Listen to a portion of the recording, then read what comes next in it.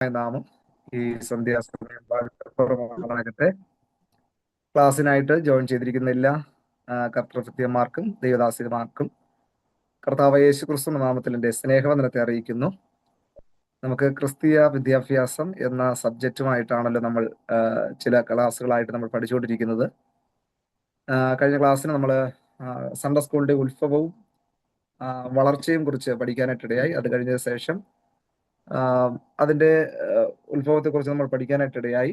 Sunday school എവിടെ തുടങ്ങിയെന്നും ആര് തുടങ്ങിയെന്നും എന്തിനു വേണ്ടിയിട്ടാണ് അത് ആരംഭിച്ചതെന്നും ഒക്കെയുള്ള കാര്യങ്ങൾ നമുക്ക് പഠിക്കാനായിട്ടിടയായി അല്ലേ. പിന്നെ ഇന്ത്യയിൽ ഈ സൺഡേ സ്കൂളിന്റെ പ്രവർത്തനം കടന്നു വന്നതിനെ കുറിച്ചും അത് ആരിലൂടെ വന്നു എന്നും എന്തിനു വേണ്ടിയിട്ടായിരുന്നു എന്നൊക്കെ ഉള്ളത് നമ്മൾ കഴിഞ്ഞ ക്ലാസ്സിൽ പഠിക്കാനായിട്ട് ഇടയായി.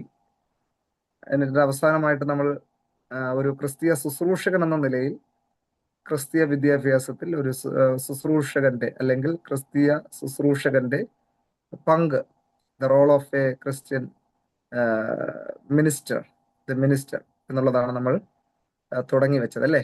അത്രയും കാര്യങ്ങളാണല്ലോ. ഓക്കെ, അപ്പോൾ നമ്മൾ കഴിഞ്ഞ ക്ലാസ്സിൽ പഠിച്ചതിൽ എന്തെങ്കിലും സംശയം ആർക്കെങ്കിലും ഉണ്ടോ? അല്ല, നമ്മുടെ ഓക്കെ അപ്പോൾ നമ്മൾ ആ സബ്ജക്റ്റ് നമ്മൾ തുടരുകയാണ്. ക്രിസ്തീയ വിദ്യാഭ്യാസത്തിൽ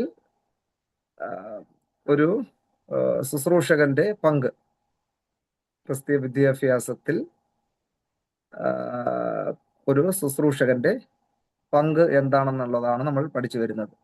ആമുഖമായിട്ട് ശുശ്രൂഷ എന്താണെന്നുള്ളത് നമ്മൾ കഴിഞ്ഞ ക്ലാസ്സിന് പഠിച്ചു. എഫെസ്യർ 4:11 അധ്യായത്തിൽ 5 വിധ ശുശ്രൂഷകൾ നമുക്ക് കാണാനായിട്ട് കഴിയുന്നു അല്ലേ.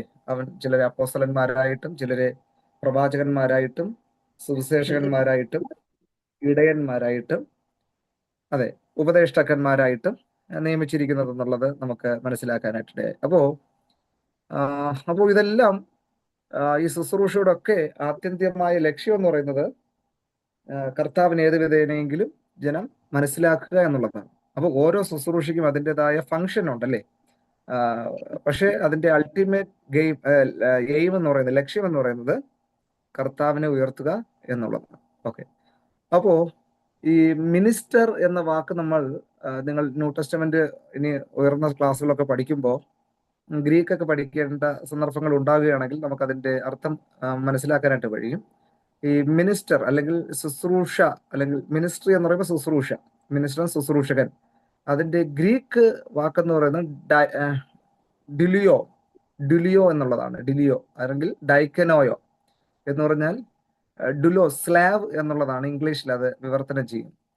അപ്പോ യഥാർത്ഥമായിട്ട് ഈ മർക്കോസ് എഴുതിയ സുവിശേഷം 10-ാം അധ്യായം 45-ാമത്തെ വാക്യം വായിക്കുമ്പോൾ ഈ വാക്യം അവിടെ ഈ ടേം അല്ലെങ്കിൽ ശുശ്രൂഷകൻ, മിനിസ്ട്രി എന്നുള്ളത് ഡിഫൈൻ ചെയ്തിരിക്കുന്നു. അവിടെ വായിക്കുന്നത് ശുശ്രൂഷ എന്ന് പറയുന്നത് സെർവ് ആസ് എ സ്ലേവ്, അടിമയെ പോലെ ശുശ്രൂഷ ചെയ്യുക എന്നുള്ളതാണ്. അപ്പോൾ ഒരു ശുശ്രൂഷകന്റെ മനോഭാവം എന്ന് പറയുന്നത് സെർവ് ആസ് എ സ്ലേവ്, അടിമയെ പോലെ. അപ്പോൾ അടിമ എന്ന് പറയുമ്പോൾ അല്ലെങ്കിൽ ഒരു സ്ലേവ് എന്ന് പറയുമ്പോൾ ആ സ്ലേവിന്റെ ആഗ്രഹപ്രകാരം ഡ്യൂട്ടി ചെയ്യാൻ പറ്റത്തില്ല അല്ലേ. ആ ഒരു അടിമയ്ക്ക് ഒരു മാസ്റ്റർ ഉണ്ടാകും, ഒരു യജമാനൻ ഉണ്ടാകും. അപ്പോൾ യജമാനൻ പറയുന്ന കാര്യങ്ങൾ അതേപടി ചെയ്യുക എന്നുള്ളതാണ്. അതിപ്പോ ഈ അടിമയായ വ്യക്തിക്ക് ആ കാര്യം ചെയ്യാൻ സൗകര്യം ഉണ്ടെങ്കിലും ഇല്ലെങ്കിലും യജമാനൻ പറയുന്നത് ചെയ്യുക എന്നുള്ളതാണ് ഈ അടിമയുടെ കർത്തവ്യം അല്ലെങ്കിൽ ഉത്തരവാദിത്വം എന്ന് പറയുന്നത്, കടമ എന്ന് പറയുന്നത്. അതെ, അപ്പോ അതാണ് മിനിസ്ട്രി എന്നുള്ളതിന് വിശുദ്ധ വേദപുസ്തകത്തിൽ പറഞ്ഞിരിക്കുന്ന ആ ഒരു നിർവചനം എന്ന് പറയുന്നത്. ഡുലോസ് അതാണ് ആ ഒരു ഇതിൽ നിന്ന് വന്നതാണ്. ഓക്കെ, അപ്പോ ഈ നമ്മൾ servants of God, ministers of God എന്നൊക്കെ നമ്മൾ പറയും അല്ലേ. അപ്പോൾ യഥാർത്ഥമായ ഒരു മിനിസ്ട്രി എന്ന് പറയുന്നത് ദൈവം നമ്മെ ഏൽപ്പിച്ചിരിക്കുന്ന ശുശ്രൂഷ ജനങ്ങൾക്ക് ഒരു അടിമയെ പോലെ യജമാനനായ കർത്താവായ യേശുക്രിസ്തു നമ്മിൽ ഏൽപ്പിച്ചിരിക്കുന്ന ശുശ്രൂഷ ദൈവിക ഹിതപ്രകാരം, ഇഷ്ടപ്രകാരം ചെയ്യുക എന്നുള്ളതാണ് യഥാർത്ഥമായിട്ടുള്ള ഒരു ശുശ്രൂഷ അല്ലെങ്കിൽ മിനിസ്ട്രി എന്നതുകൊണ്ട് ഉദ്ദേശിക്കുന്നത്. അങ്ങനെയാണെങ്കിൽ ഓക്കെ, അത് ഞാൻ ജസ്റ്റ് ഒന്ന് പറഞ്ഞതേ ഉള്ളൂ. അപ്പോൾ നമ്മൾ പഠിക്കാനായിട്ട് പോകുന്നത് ക്രിസ്തീയ വിദ്യാഭ്യാസത്തിൽ ഒരു ശുശ്രൂഷകന്റെ പങ്ക്, the role of a minister in Christian education എന്നുള്ളതാണ്. ഓക്കെ ഓക്കെ ഇന്ന് ആരെങ്കിലും ഈ ക്ലാസ്സിന് പുതുതായിട്ട് ജോയിൻ ചെയ്തിട്ടുണ്ടോ? എന്റെ ക്ലാസ്സിന് ആദ്യമായിട്ട് ഇരിക്കുന്ന ആരെങ്കിലും ഉണ്ടോ? ഓക്കെ ഓക്കെ ഓക്കെ അപ്പോ the role of a Christian minister in Christian education, ക്രിസ്തീയ വിദ്യാഭ്യാസത്തിൽ ഒരു ശുശ്രൂഷകന്റെ പങ്ക്. ഓക്കെ അപ്പോ ക്രിസ്തീയ വിദ്യാഭ്യാസത്തിൽ ശുശ്രൂഷ അല്ലെങ്കിൽ ഒരു പ്രധാന ശുശ്രൂഷകൻ ഒരു പ്രധാന അധ്യാപകനും ആത്മീയ മാർഗനിർദ്ദേശിയും നേതാവുമാണ്. അപ്പൊ ഒന്നാമത്തെ പോയിന്റ് എന്ന് പറയുന്നത്, ക്രിസ്തീയ വിദ്യാഭ്യാസത്തിൽ ശുശ്രൂഷകൻ ഒരു പ്രധാന അധ്യാപകനും ആത്മീയ മാർഗനിർദ്ദേശിയും നേതാവുമാണ്. ഓക്കെ ഒന്ന് ഒരു പ്രധാന അധ്യാപകനാണ്. ഒരു സ്കൂളിലാണെങ്കിൽ അധ്യാപകർ ഒത്തിരി ഉണ്ടാകും, പക്ഷെ ഒരു പ്രധാന അധ്യാപകൻ ഉണ്ടായിരിക്കും അല്ലേ? HM, നമ്മൾ ഹെഡ് മിസ്ട്രസ് എന്നോ ഹെഡ് മാസ്റ്റർ എന്നോ പറയും അല്ലേ? അപ്പോൾ പ്രധാന അധ്യാപകൻ. അപ്പോൾ ഈ അധ്യാപകന്റെ ദൗത്യം എന്ന് പറയുന്നത് പഠിപ്പിക്കുന്നതോടൊപ്പം തന്നെ മറ്റ് അധ്യാപകരെയും അവർ പഠിപ്പിക്കുന്ന വിഷയത്തോട് നീതി പുലർത്തുന്നുണ്ടോ അവരെയും കൂടെ ഒന്ന് നോക്കുക എന്നുള്ളതാണ് ഈ പ്രധാന പ്രഥമ അധ്യാപകന്റെ റോൾ എന്ന് പറയുന്നത്. അപ്പോ ഒരു ശുശ്രൂഷകൻ അല്ലെങ്കിൽ ഒരു പാസ്റ്ററെ സംബന്ധിച്ചിടത്തോളം, ഞാൻ പാസ്റ്റർ എന്ന് പറയുമ്പോൾ അത് സ്പെസിഫിക് ഒരു ടേമായി പോകും. ഞാൻ കഴിഞ്ഞ ക്ലാസ്സിനെ പറഞ്ഞു, പാസ്റ്റർ എന്നുള്ളതിൽ ഒരു ലിമിറ്റ് ഉണ്ട് അല്ലെ? കുറച്ച് വ്യക്തികളെ മേയ്ക്കുക, അല്ലെങ്കിൽ ഇടയനാണ്. ഇടയൻ എന്ന് പറഞ്ഞാൽ ദൈവത്തിന്റെ വിചാരണയിലുള്ള ആട്ടിൻകൂട്ടത്തിൽ മേയ്ക്കുന്ന വ്യക്തികളാണ് പാസ്റ്റർ. അപ്പോൾ ഞാൻ പാസ്റ്റർ എന്ന് പറയുമ്പോൾ അത് പർട്ടിക്കുലർ ഒരു ഗ്രൂപ്പിന് വേണ്ടി മാത്രമായി പോകും. ഇനി അപ്പോസ്തലൻ എന്ന് പറഞ്ഞാൽ അതിനും ഒരു റോൾ ഉണ്ടല്ലേ?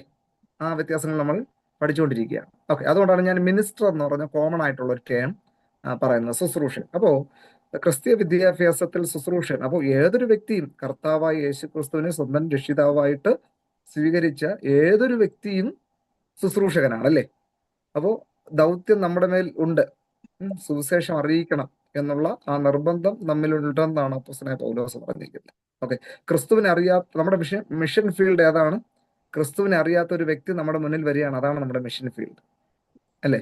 കർത്താവിനെ നമുക്കറിയാവുന്ന ഭാഷയിൽ നമുക്കറിയാവുന്ന രീതിയിൽ കർത്താവിനെ കുറിച്ച് പറയുക എന്നുള്ളത്. അതുകൊണ്ട് മിഷൻ ഫീൽഡ് തേടി നമ്മൾ പോകേണ്ട കാര്യമില്ല. നമ്മുടെ മുന്നിൽ യേശുവിനെ അറിയാത്ത ഒരു വ്യക്തി നമ്മുടെ മുന്നിൽ ദൈവം കൊണ്ടുവരികയാണെങ്കിൽ അതാണ് നമ്മുടെ മിഷൻ ഫീൽഡ്. ഓക്കെ അപ്പോ ഒരു ശുശ്രൂഷനെ സംബന്ധിച്ചോളം അത് ഏത് ശുശ്രൂഷയാണെങ്കിലും ആ നേതാവ് അല്ലെങ്കിൽ ആ ശുശ്രൂഷ ഒരു പ്രഥമ അധ്യാപകനും ആത്മീയ മാർഗനിർദ്ദേശിയും നേതാവുമാണ്.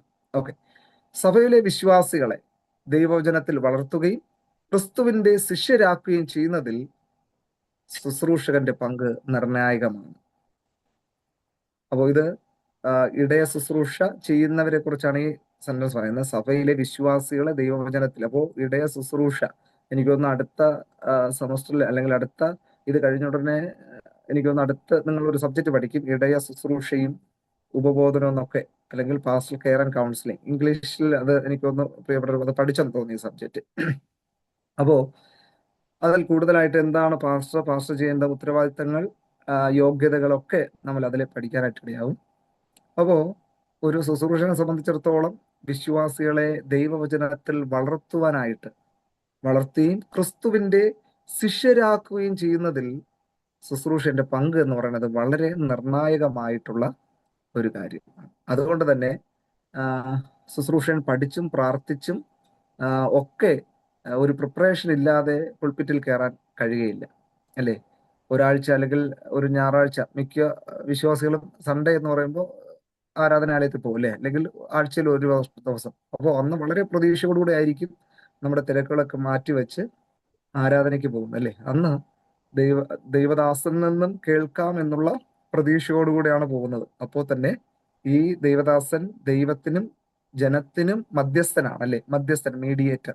അപ്പോ അദ്ദേഹം പ്രാർത്ഥിച്ചും ഒരുങ്ങിയും ധ്യാനിച്ചും ദൈവത്തിൽ നിന്ന് പ്രാപിച്ചും അപ്പോൾ തന്നെ പഠിച്ചും ഒക്കെ വരുന്ന കാര്യങ്ങൾ അത് ശക്തിയായിട്ട് പറയാനായിട്ട് ദൈവം ആ കൃപ കൊടുക്കും എന്നുള്ളതാണ്.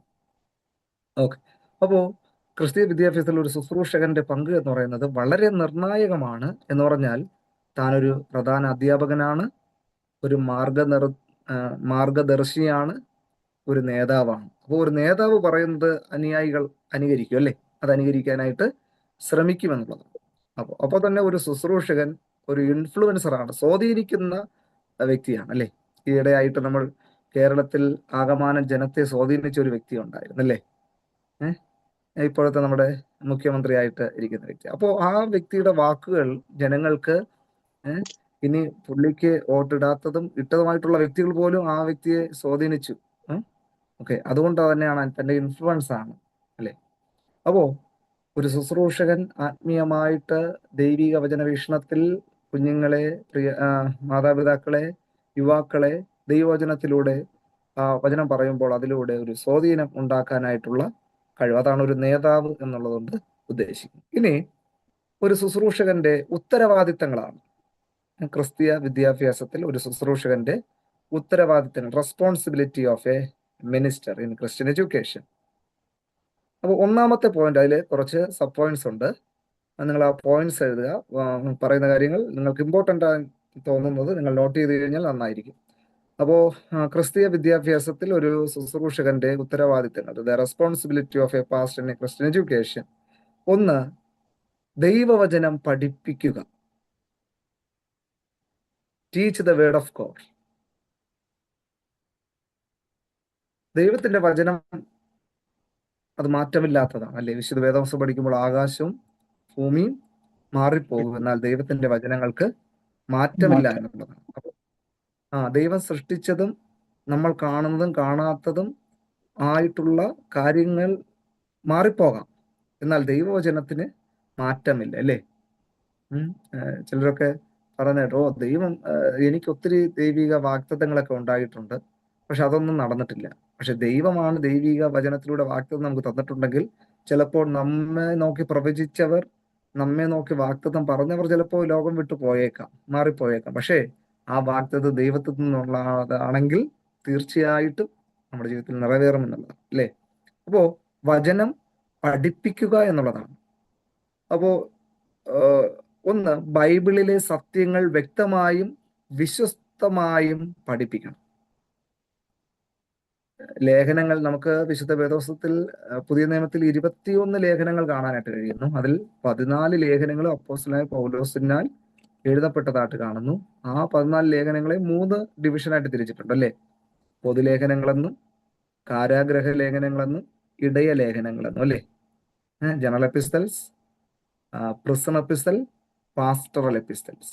അപ്പോൾ ഈ പാസ്റ്ററൽ എപ്പിസ്റ്റൽസ്, ഇടയ ലേഖനങ്ങളിൽ 1 തീമോഥെയോസ്, 2 തീമോഥെയോസ്, തീത്തോസ്, അവിടെ നമുക്ക് കാണാനായിട്ട് കഴിയുന്നു ദൈവവചനം എങ്ങനെയാണ് അവിടെ പഠിപ്പിക്കേണ്ടതെന്നും ഒക്കെയുള്ള കാര്യങ്ങൾ നമുക്ക് അവിടെ കാണാനായിട്ട്. 1-2 വേദവാക്യങ്ങൾ നമുക്ക് അതിൽ നിന്ന് വായിക്കാം. ഓക്കെ, 1 തീമോഥെയോസ്, 1 തീമോത്തി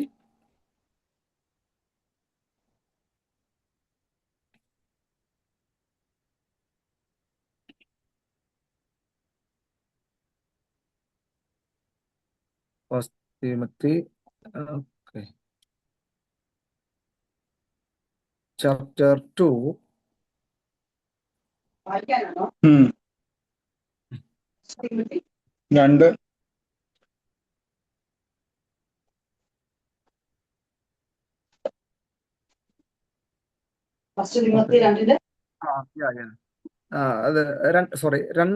സെക്കൻഡ് തീമത്തിയാണേ.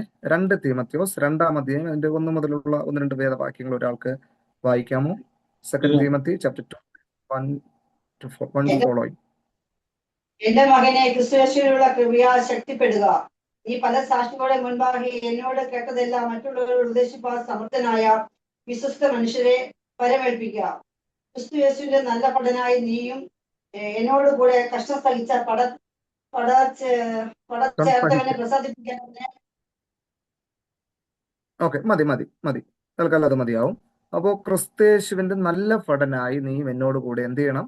കഷ്ടം സഹിക്കുക എന്നുള്ളതാണ്. അപ്പോ ഓരോ വാചകങ്ങളും ശ്രദ്ധിക്കുക. എന്റെ മകനെ, ക്രിസ്തയേശുവിലുള്ള കൃപയാൽ ശക്തിപ്പെടുക. നീ പല സാക്ഷികളുടെ മുമ്പാകെ എന്നോട് കേട്ടതെല്ലാം മറ്റുള്ളവരുടെ ഉപദേശിപ്പാൻ സമർത്ഥരായ വിശ്വസ്ത മനുഷ്യരെ പരമേൽപ്പിക്കുക പരമേൽപ്പിക്കുക.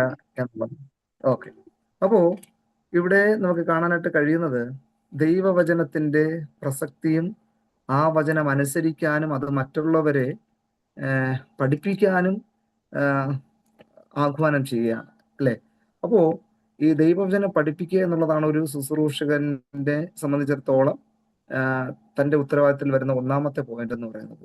അപ്പോ അത് നമ്മൾ ഇപ്രകാരം ഇങ്ങനെ ഒരു സൂം മീറ്റിംഗിലൂടെ നമ്മൾ വചനം പഠിക്കുന്നു.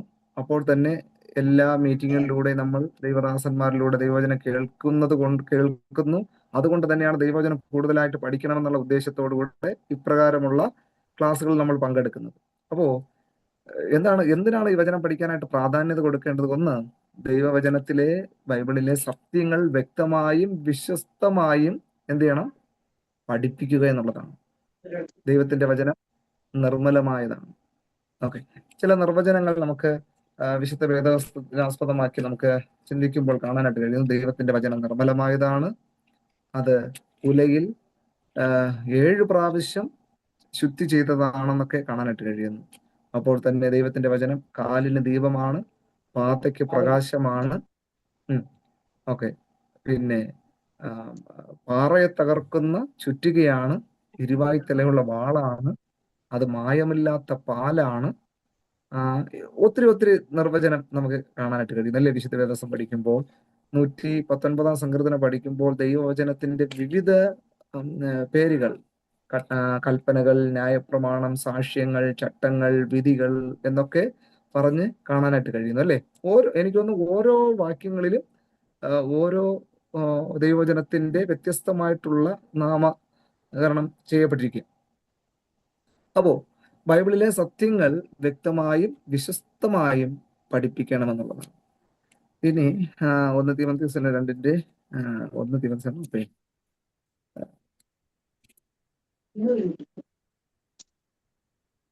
ഓക്കെ 2 തീമോഥെയോസ് 2:15 തോന്നുന്നു, വായിക്കാമോ? 2 തീമോഥെയോസ് 2:15. സത്യവചനത്തെ യഥാർത്ഥമായി പ്രസംഗിച്ചുകൊണ്ട് ലജ്ജിപ്പാൻ സംഗതിയില്ലാത്ത വേലക്കാരനായി ദൈവത്തിന് കൊള്ളാവുന്നവനായി നിൽപ്പാൻ ശ്രമിക്കാം. ഓക്കെ. അവിടെ നമുക്ക് കാണാനായിട്ട് കഴിയുന്നു സത്യവചനം, അല്ലെ? സത്യവചനത്തെ അതെന്ത് ചെയ്യണം? അത് യഥാർത്ഥമായിട്ട് തന്നെ പ്രസംഗിക്കണം. അപ്പോ ഈ ക്രിസ്തുവിന്റെ ശുശ്രൂഷകരായിരിക്കുക എന്നുള്ളത് ഒരു ചെറിയ കാര്യമല്ല.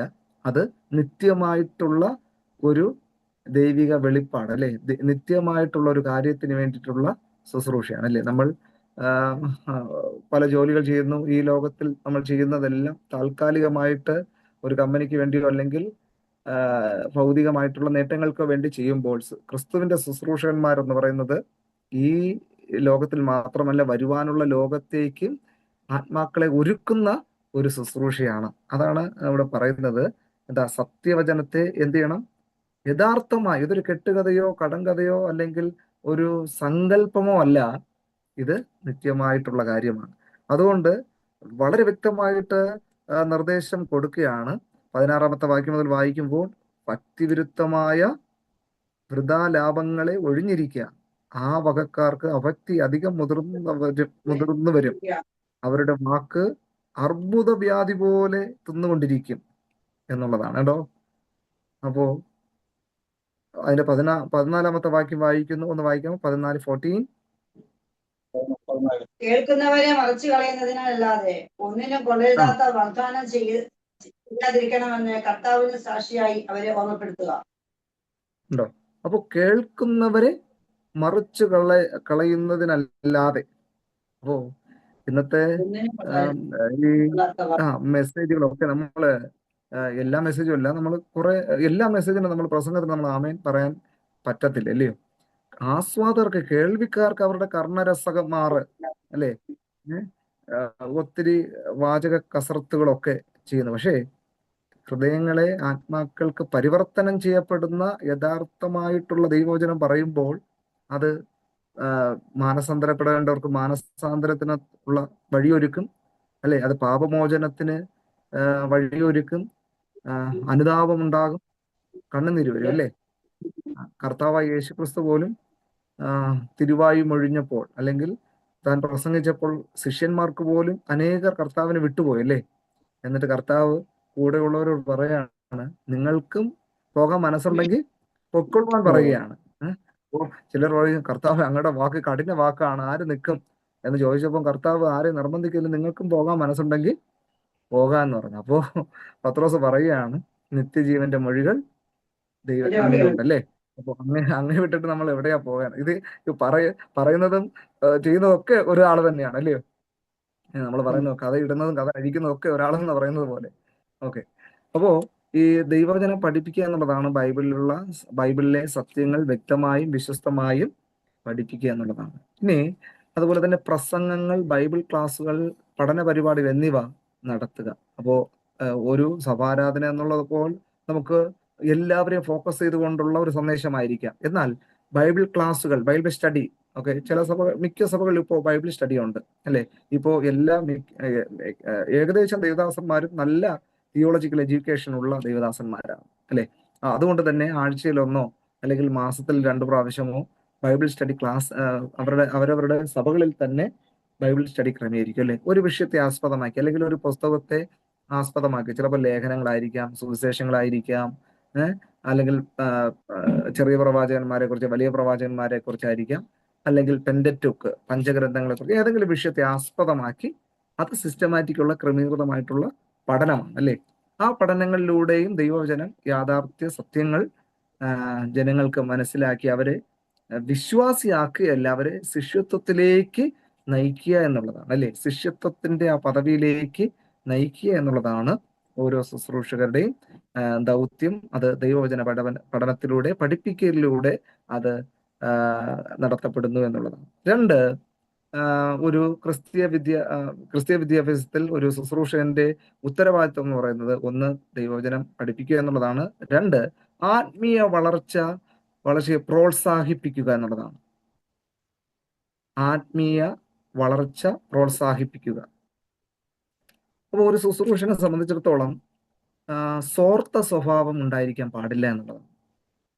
സഹപ്രവർത്തകരെ അല്ലെങ്കിൽ സഹവിശ്വാസികളെ അവരെ ആത്മീയമായി ഉന്നതമായ നിലവാരത്തിലേക്ക് കൊണ്ടെത്തിക്കുവാനായിട്ട് അവരെന്ത് ചെയ്യണം? ശ്രമിക്കണം എന്നുള്ളതാണ്. അപ്പോൾ എല്ലാവരും ഇപ്പോൾ ഒരു ഗ്രൂപ്പിൽ കുറച്ച് ആൾക്കാരുണ്ടെങ്കിൽ എല്ലാവരും ആത്മീയമായിട്ടുള്ള ഒരേ ആത്മീയ ആരോഗ്യമുള്ളവരായിരിക്കുകയില്ല അല്ലെ. ചിലർക്ക് ചിലപ്പോൾ പാരമ്പര്യം പറയാനായിട്ട് കഴിയും, പക്ഷെ ദൈവമായിട്ടുള്ള ആ ഒരു ആഴത്തിലുള്ള ഒരു ബന്ധം നമുക്ക് അവരുമായിട്ട് കാണത്തില്ല. അങ്ങനെയാണെങ്കിൽ എന്തുവാ, ഒരു ശുശ്രൂഷനെ സംബന്ധിച്ചിടത്തോളം വിശ്വാസികളെ പ്രാർത്ഥനയിലും വചന പഠനത്തിലും വളരാൻ സഹായിക്കുക എന്നുള്ളതാണ് ഒരു ശുശ്രൂഷനെ സംബന്ധിച്ചിടത്തോളം ചെയ്യേണ്ടുന്ന ഉത്തരവാദിത്വം എന്ന് പറയുന്നത്. അപ്പോൾ വിശ്വാസികളെ പ്രാർത്ഥനയിലും വചന പഠനത്തിലും വളരാൻ സഹായിക്കുക എന്നുള്ളതാണ്. അപ്പോൾ ഒരു ആത്മീയമായ കൂട്ടായ്മകളിൽ നമുക്കൊരു ട്രെൻഡ് ഉണ്ടല്ലേ, സഭാരാധനയ്ക്ക് ഇന്ന വ്യക്തികളെ പ്രാർത്ഥിക്കാവൂ, ഇന്ന വ്യക്തികൾക്ക് മാത്രമേ സങ്കീർത്തന പ്രബോധനം, സാം എക്സോർട്ടേഷൻ കൊടുക്കാവൂ എന്നൊക്കെ ഉള്ള ഒരു ചട്ടക്കൂടുകളുണ്ടല്ലേ. അങ്ങനെയാണെങ്കിൽ നമുക്ക് ചിലപ്പം ഒരുമിച്ച് വളരാൻ കഴിയുകയില്ല. ഒരു ശുശ്രൂഷയെ സംബന്ധിച്ചിടത്തോളം മറ്റുള്ളവരെയും കൂടെ ചിലപ്പോൾ സഭാ യോഗമാകുമ്പോൾ മറ്റ് പുറത്തുനിന്നൊക്കെയുള്ള ആൾക്കാരോ ഗസ്റ്റോ ഒക്കെ ഉണ്ടാവും അല്ലേ. അപ്പോൾ ഇച്ചിരി പ്രാർത്ഥിക്കാൻ അറിയാമെന്നുള്ളവർക്ക് പ്രാർത്ഥന കൊടുക്കുന്നതാണ് നല്ലത്. പക്ഷെ ഇടയാരാധനകളുണ്ട്, ബൈബിൾ സ്റ്റഡി സമയങ്ങളുണ്ട്, യൂത്തിന്റെ പ്രോഗ്രാം ഉണ്ടായിരിക്കും, മറ്റ് മധ്യസ്ഥ പ്രാർത്ഥനകളോ വിമൻസ് പ്രയറോ അതുപോലെ തന്നെ സഹോദരന്മാർ കൂടുന്ന പ്രയറോ ഒക്കെ കാണും. ആ ടൈമുകളിൽ ഇങ്ങനെയുള്ളവർക്ക് പ്രോത്സാഹനം കൊടുക്കാനായിട്ട് കഴിയും അല്ലേ. പ്രാർത്ഥിക്കാൻ അവരെ പ്രചോദിപ്പിക്കുക, ചിലപ്പോൾ നല്ല വാക്കുകൾ പറഞ്ഞ് പ്രാർത്ഥിക്കാനായിട്ട് കഴിവ് അവർക്കുണ്ടാകുകയില്ല അല്ലേ. വചനങ്ങൾ ഉദ്ധരിച്ച് ആ സന്ദർഭം മനസ്സിലാക്കി അതിന് തക്കതായിട്ടുള്ള ദൈവവചനം ഉച്ചരിച്ച് പ്രാർത്ഥിക്കാൻ ചിലപ്പം കഴിയത്തില്ലായിരിക്കാം. പക്ഷേ നമ്മൾ അങ്ങനെയുള്ളവരെന്ത് ചെയ്യണം? വളർത്താനായിട്ട് ഒരു ശുശ്രൂഷകന്റെ ഉത്തരവാദിത്തമാണ്. അതിലൂടെ അവർക്ക് ഉത്സാഹിപ്പിക്കണം. യെസ്, അതാണ് അവർ ഉത്സാഹിപ്പിക്കുക എന്നുള്ളതാണ് അല്ലെ. അപ്പൊ അതാണ് കർത്താവ് ആഗ്രഹിക്കുന്നത് അല്ലേ. അതെ, അവരെ വളർത്തി ക്രിസ്തു എന്ന തലയോളം വളരാനായിട്ട് അവരെ പ്രോത്സാഹിപ്പിക്കുക എന്നുള്ളതാണ്. ഓക്കെ, അതാണ് ഒരു യഥാർത്ഥ ഒരു ശുശ്രൂഷകന്റെ ഉത്തരവാദിത്വം, ക്വാളിറ്റി എന്ന് പറയുന്നത്. ഓക്കെ, അത് പ്രാർത്ഥനയിലും വചന പഠനത്തിലും വളരാനായിട്ട് അവരെ സഹായിക്കുക. ആദ്യമൊക്കെ അറിയത്തില്ലായിരിക്കും അല്ലെ. അപ്പോൾ അതിങ്ങനെ ഇപ്പോൾ ഒരു പുതിയ വിശ്വാസി സഭയിൽ വരുമ്പോൾ അവർക്ക് നമ്മുടെ സിസ്റ്റം ഒന്നും അറിയത്തില്ലായിരിക്കും അല്ലെ. ഏഹ് എല്ലാവരും എഴുന്നേൽക്കുമ്പോൾ അവരും ഒക്കെ തിരിഞ്ഞ് തിരിഞ്ഞ് നോക്കിയിട്ട് അവരും കൂടെ എഴുന്നേൽക്കും അല്ലേ. അവർക്കറിയത്തില്ല എഴുന്നേറ്റ് നിന്ന് പാടുന്നത് എന്തിനാണ്, അപ്പോൾ കൈയടിക്കണമെന്നും. ചില പാട്ടുകൾ ചിലപ്പോൾ ഓഫറിംഗ് ഒക്കെ ഫ്രണ്ടിൽ കൊണ്ട് നമ്മള് പ്രസംഗം വിടത്ത് അത് അർപ്പിക്കും അല്ലേ. അവിടെ അവർ അറിയത്തില്ല, എഴുന്നേറ്റ് നിന്ന് പാടിയിട്ട് ഓരോരുത്തർ ലൈനായിട്ട് ലൈനായിട്ട് പോയിടുന്നു. അപ്പോൾ അവർക്ക് എന്ത് ചെയ്യണം, നമ്മൾ ട്രെയിൻ ചെയ്യണം അങ്ങനെയുള്ളത്. ഓക്കെ, അടുത്തത് ഇതിൽ തന്നെ ആത്മീയ വളർച്ചയെ പ്രോത്സാഹിപ്പിക്കുക എന്ന് പറയുമ്പോൾ വിശ്വാസികൾ പ്രാർത്ഥനയിലും വചന പഠനത്തിലും എന്ത് ചെയ്യണം, അവരെ വളരാനായിട്ട് പ്രോത്സാഹിപ്പിക്കുകയും സഹായിക്കുകയും ചെയ്യുക, ഹെൽപ്പ് ചെയ്യുക എന്നുള്ളതാണ്. ക്രിസ്തീയ ജീവിതത്തിന്റെ മൂല്യങ്ങൾ പഠിപ്പിക്കുക എന്നുള്ളതാണ്.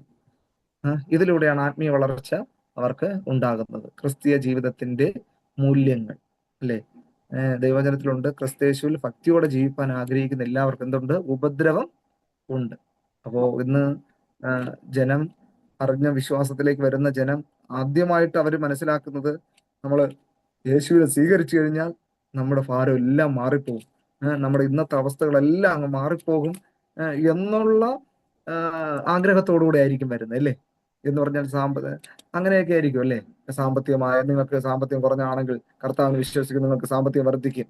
അത് പ്രോസ്പെരിറ്റിയുടെ ഒരു അഭിവൃദ്ധിയുടേതായിട്ടുള്ള സന്ദേശമാണ്. പക്ഷെ നമുക്ക് വേണ്ടുന്നത് ദൈവം നമുക്ക് തരും അല്ലേ. കഷ്ടതയോടുകൂടെ നമുക്ക് അനുദിനം ജീവിക്കാനുള്ള ദൈവത്തിന്റെ കൃപകളും അനുഗ്രഹങ്ങളും ദൈവം നമുക്ക് നൽകി തരും എന്നുള്ളതാണ്. പക്ഷെ ചിലര് രോഗം മാറി, അങ്ങനെ എന്റെ രോഗം മാറിയാൽ ഞാൻ കർത്താവിനെ സ്വീകരിക്കാം എന്നുള്ള ചിന്തയോടുകൂടെ വരും അല്ലേ. രോഗം മാറി കർത്താവിനെ സ്വീകരിച്ച് വരും. അടുത്ത രോഗം വരുമ്പോൾ വീണ്ടും അവർക്കൊരു ഡൗട്ട് ഉണ്ടാകും, ഈ കർത്താവല്ലേ എന്നെ സൗഖ്യമാക്കിയത് എന്നുള്ള ചിന്ത വന്നിട്ട് എന്ത് ചെയ്യും, വിശ്വാസം അകന്നു പോകാനായിട്ടുള്ള സാധ്യതയുണ്ട്. അപ്പോൾ രോഗം മാറാനോ കടഭാരം മാറാനോ നിരാശ മാറിപ്പോകാനോ അല്ല, നിത്യജീവൻ ദൈവം നമുക്ക് തന്ന ആത്മാവിനെ വേണ്ടി നേടുവാൻ അല്ലേ, നേടാനായിട്ടുള്ള ആ ഒരു കൃത്യമായിട്ടുള്ള ഉപദേശം ആത്മീയ ജീവിതത്തെ, ക്രിസ്തീയ ജീവിതത്തിന്റെ മൂല്യം യഥാർത്ഥമായവരെ പഠിപ്പിക്കുക എന്നുള്ളതാണ്. പഠിപ്പിക്കുക എന്നുള്ളതാണ്. അപ്പോ പരീക്ഷ സഹിക്കുക എന്നുള്ളതാണ് ക്രിസ്തീയ ജീവിതത്തിന്റെ മൂല്യം എന്ന് പറയുന്നത്. എസ്കേപ്പ് അല്ല, പരീക്ഷയിൽ നിന്ന് രക്ഷപ്പെടുകയല്ല അല്ലെ. അതല്ലേ യാക്കോബിന്റെ ലേഖനത്തിൽ വായിക്കുന്നു, 1:12 തോന്നുന്നു അല്ലെ. പരീക്ഷ സഹിക്കുന്ന മനുഷ്യൻ ഭാഗ്യവാനാണ് അല്ലെ. പരീക്ഷയിൽ നിന്ന് എസ്കേപ്പ് ആകുന്ന വ്യക്തിയാണോ ഭാഗ്യവാൻ എന്ന് പറയുന്നത് അല്ലെ. ഞാനും സ്കൂളിൽ പഠിച്ചുകൊണ്ടിരുന്ന സമയത്ത് എക്സാം വരുമ്പോ ഞാനും ദൈവത്തോട് പ്രാർത്ഥിച്ചു, കർത്താവേ ഈ പരീക്ഷ ഇല്ലായിരുന്നെങ്കിൽ കൊള്ളായിരുന്നു. അപ്പോ ചിന്തിച്ചിട്ടുണ്ട്, അമേരിക്കയിലൊക്കെ ആയിരുന്നെങ്കിൽ പരീക്ഷ എഴുതണ്ടല്ലോ, അറ്റൻഡൻസ് മാത്രം മതി എന്ന് ഞാൻ കേട്ടിട്ടുണ്ട്. അങ്ങനെ തന്നെയാണെന്ന് എനിക്ക് അറിയത്തില്ല, അവിടെ പരീക്ഷ ഇല്ലെന്നാണ് അറിയുന്നത്. ഓക്കെ, ചിലപ്പോൾ നിങ്ങൾ പോയിട്ടുള്ളവരുണ്ടെങ്കിൽ അറിയാം. ഓക്കെ, എന്ന് പറഞ്ഞാൽ ഓപ്പൺ ടെസ്റ്റ് ആയിരിക്കും എന്നൊക്കെയുള്ള കാര്യങ്ങളാണ്. ഇങ്ങനെ ഉള്ള ഒരു എക്സാം ഇല്ല എന്നുള്ളത്. അപ്പോ ദൈവവചനത്തിൽ പറയുന്നത് പരീക്ഷയിൽ നിന്ന് എസ്കേപ്പ് ആകാനായിട്ട് ഒരു സൊല്യൂഷൻ ഇല്ല അല്ലെ. പരീക്ഷ സഹിക്കുന്ന മനുഷ്യൻ ഭാഗ്യവാൻ എന്നാണ്. അപ്പോ നമ്മൾ എന്താ പ്രാർത്ഥിക്കേണ്ടത്?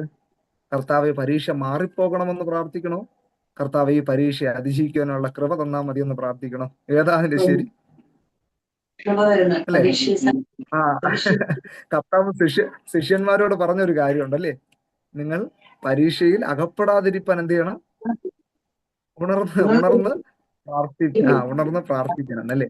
അപ്പോ ഇന്ന് അല്ലെങ്കിൽ നമ്മൾ അറിഞ്ഞോ അറിയാതെയോ എന്തോ ഈ ഓൺലൈനിലൂടെ ഒക്കെ കേൾക്കുന്ന സന്ദേശമുണ്ട്, ദൈവത്തിങ്കൽ വന്നു കഴിഞ്ഞാൽ പരീക്ഷയെല്ലാം മാറിപ്പോകും.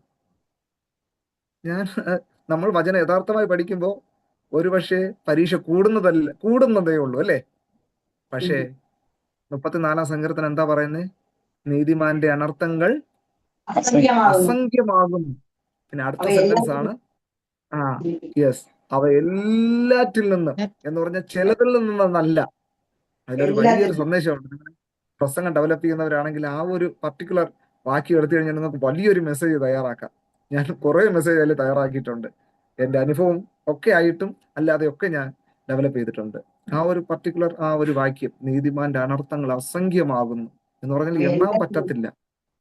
പക്ഷെ അടുത്ത സെന്റൻസ് ആണ്, ഒരു ദൈവത്തിൽ ആശ്രയിക്കുന്ന ഒരു ദൈവവേദനന് വേണ്ടിയിട്ടുള്ള വാഗ്ദത്തം കിടക്കുന്നത്, അവ എല്ലാറ്റിൽ നിന്ന് യഹോവ അവനെന്ത് ചെയ്യും. അതിലൊരു ഒരു സന്ദേശം കൂടെ ഞാൻ പറയട്ടെ. ദൈവം നമുക്ക് അൺഎക്സ്പെക്റ്റഡ് ആയിട്ടുള്ള ഒരു സംഭവം, ഒരു പ്രയാസം നമ്മുടെ ജീവിതത്തിൽ വന്നിട്ടുണ്ടെങ്കിൽ അതിന് പരീക്ഷയോടുകൂടെ പോക്ക് വഴിയും ദൈവം നമുക്ക് ഒരുക്കിയിട്ടുണ്ട് അല്ലെ. അതാണ് അവിടെ പറയുന്നത്, അപ്പൊ എല്ലാറ്റിൽ നിന്ന് യഹോവ അവനെ എന്ത് ചെയ്യും, വിടുവിക്കുക വിട്ടുവീഴ്ച. എന്നുള്ളതാണ്. ഓക്കെ. മറ്റൊരു വാക്യമാണ് ഓക്കെ. 55 സങ്കീർത്തനം 22 വാക്യം. നിന്റെ ഭാരം യഹോവയുടെ മേൽ വെച്ചുകൊള്ളുക, അവൻ നിന്നെ പുലർത്തും. അടുത്ത സെന്റർ, 22. നീതിമാൻ കുലുങ്ങി പോകുവാൻ അവൻ ഒരു നാള് സമ്മതിക്കുകയില്ല. ഹലോ, ഇതൊക്കെ നമ്മൾ കുഞ്ഞു പ്രായം മുതലേ നമ്മൾ മനഃപ്പാടമാക്കുന്ന വാക്യങ്ങളാ അല്ലെ, വചനങ്ങളാ. പക്ഷെ അതിൻ്റെതായ അർത്ഥം നമ്മൾ മനസ്സിലാക്കുമ്പോൾ നമുക്ക് അത് മാത്രം മതി. ഒത്തിരി നാളുകൾക്ക് നമുക്ക് ജീവിക്കാനായിട്ടുള്ള ഊർജം അതിലുണ്ട് അല്ലേ. നിന്റെ ഭാര്യ എവിടെ മേൽ വെച്ചു കൊടുക്കുക, അവൻ നിന്നെ പുലർത്തും. നീതിമാൻ കുലുങ്ങി പോകുവാൻ അവൻ ഒരു നാള് സമ്മതിക്കുകയില്ല. അപ്പൊ അതിന്റെ അർത്ഥം എന്തുവാ? നീതിമാനും കുലുങ്ങും അല്ലെ. കുലുങ്ങി പോകേണ്ട സാഹചര്യങ്ങൾ ഉണ്ടാകാം.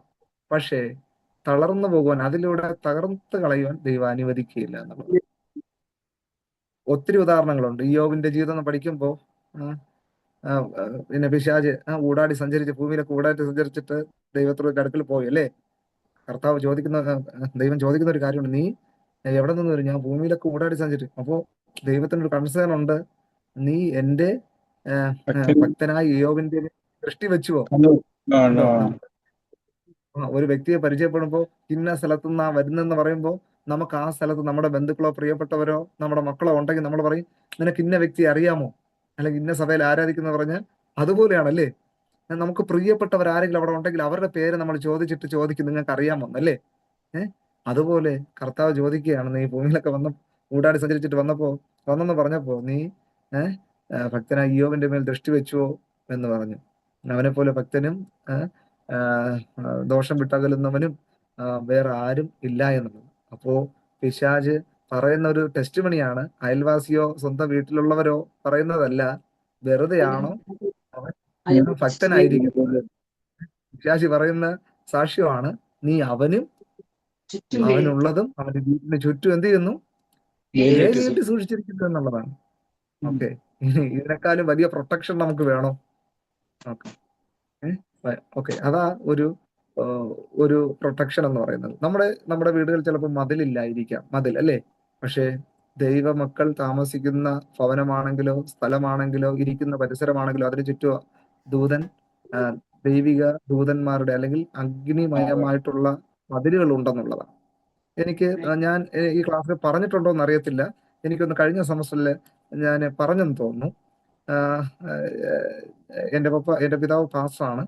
അപ്പോ ഞാൻ കുഞ്ഞിലെ സ്കൂളിലൊക്കെ പഠിക്കുന്ന സമയത്ത് ഞങ്ങളുടെ ചർച്ചിലൊക്കെ ഒത്തിരി പൈശാചികമായ ബന്ധനത്തിൽ ആയിട്ടുള്ള വ്യക്തികളെ പ്രാർത്ഥിക്കാനൊക്കെ കൊണ്ടുവരും. അങ്ങനെ ഒരു പൊതു കൺവെൻഷൻ ഒരു റോഡ് സൈഡ് നടക്കുമ്പോൾ ഞങ്ങളുടെ വിശ്വാസിയായ ഒരു ബ്രദറിന് പൈശാചികമായ പ്രോബ്ലം ഉണ്ടായി, പൈശാചികൻ ബാധിച്ചു. അപ്പോൾ അന്ന് പ്രസംഗിച്ചുകൊണ്ടിരുന്ന ദേവദാസൻ പ്രസംഗിക്കുന്നു. അപ്പോൾ പപ്പയ്ക്ക് അറിയാം ഇത് പൈശാചികനായിട്ട് അങ്ങനെ ഇളകിയതാണ്.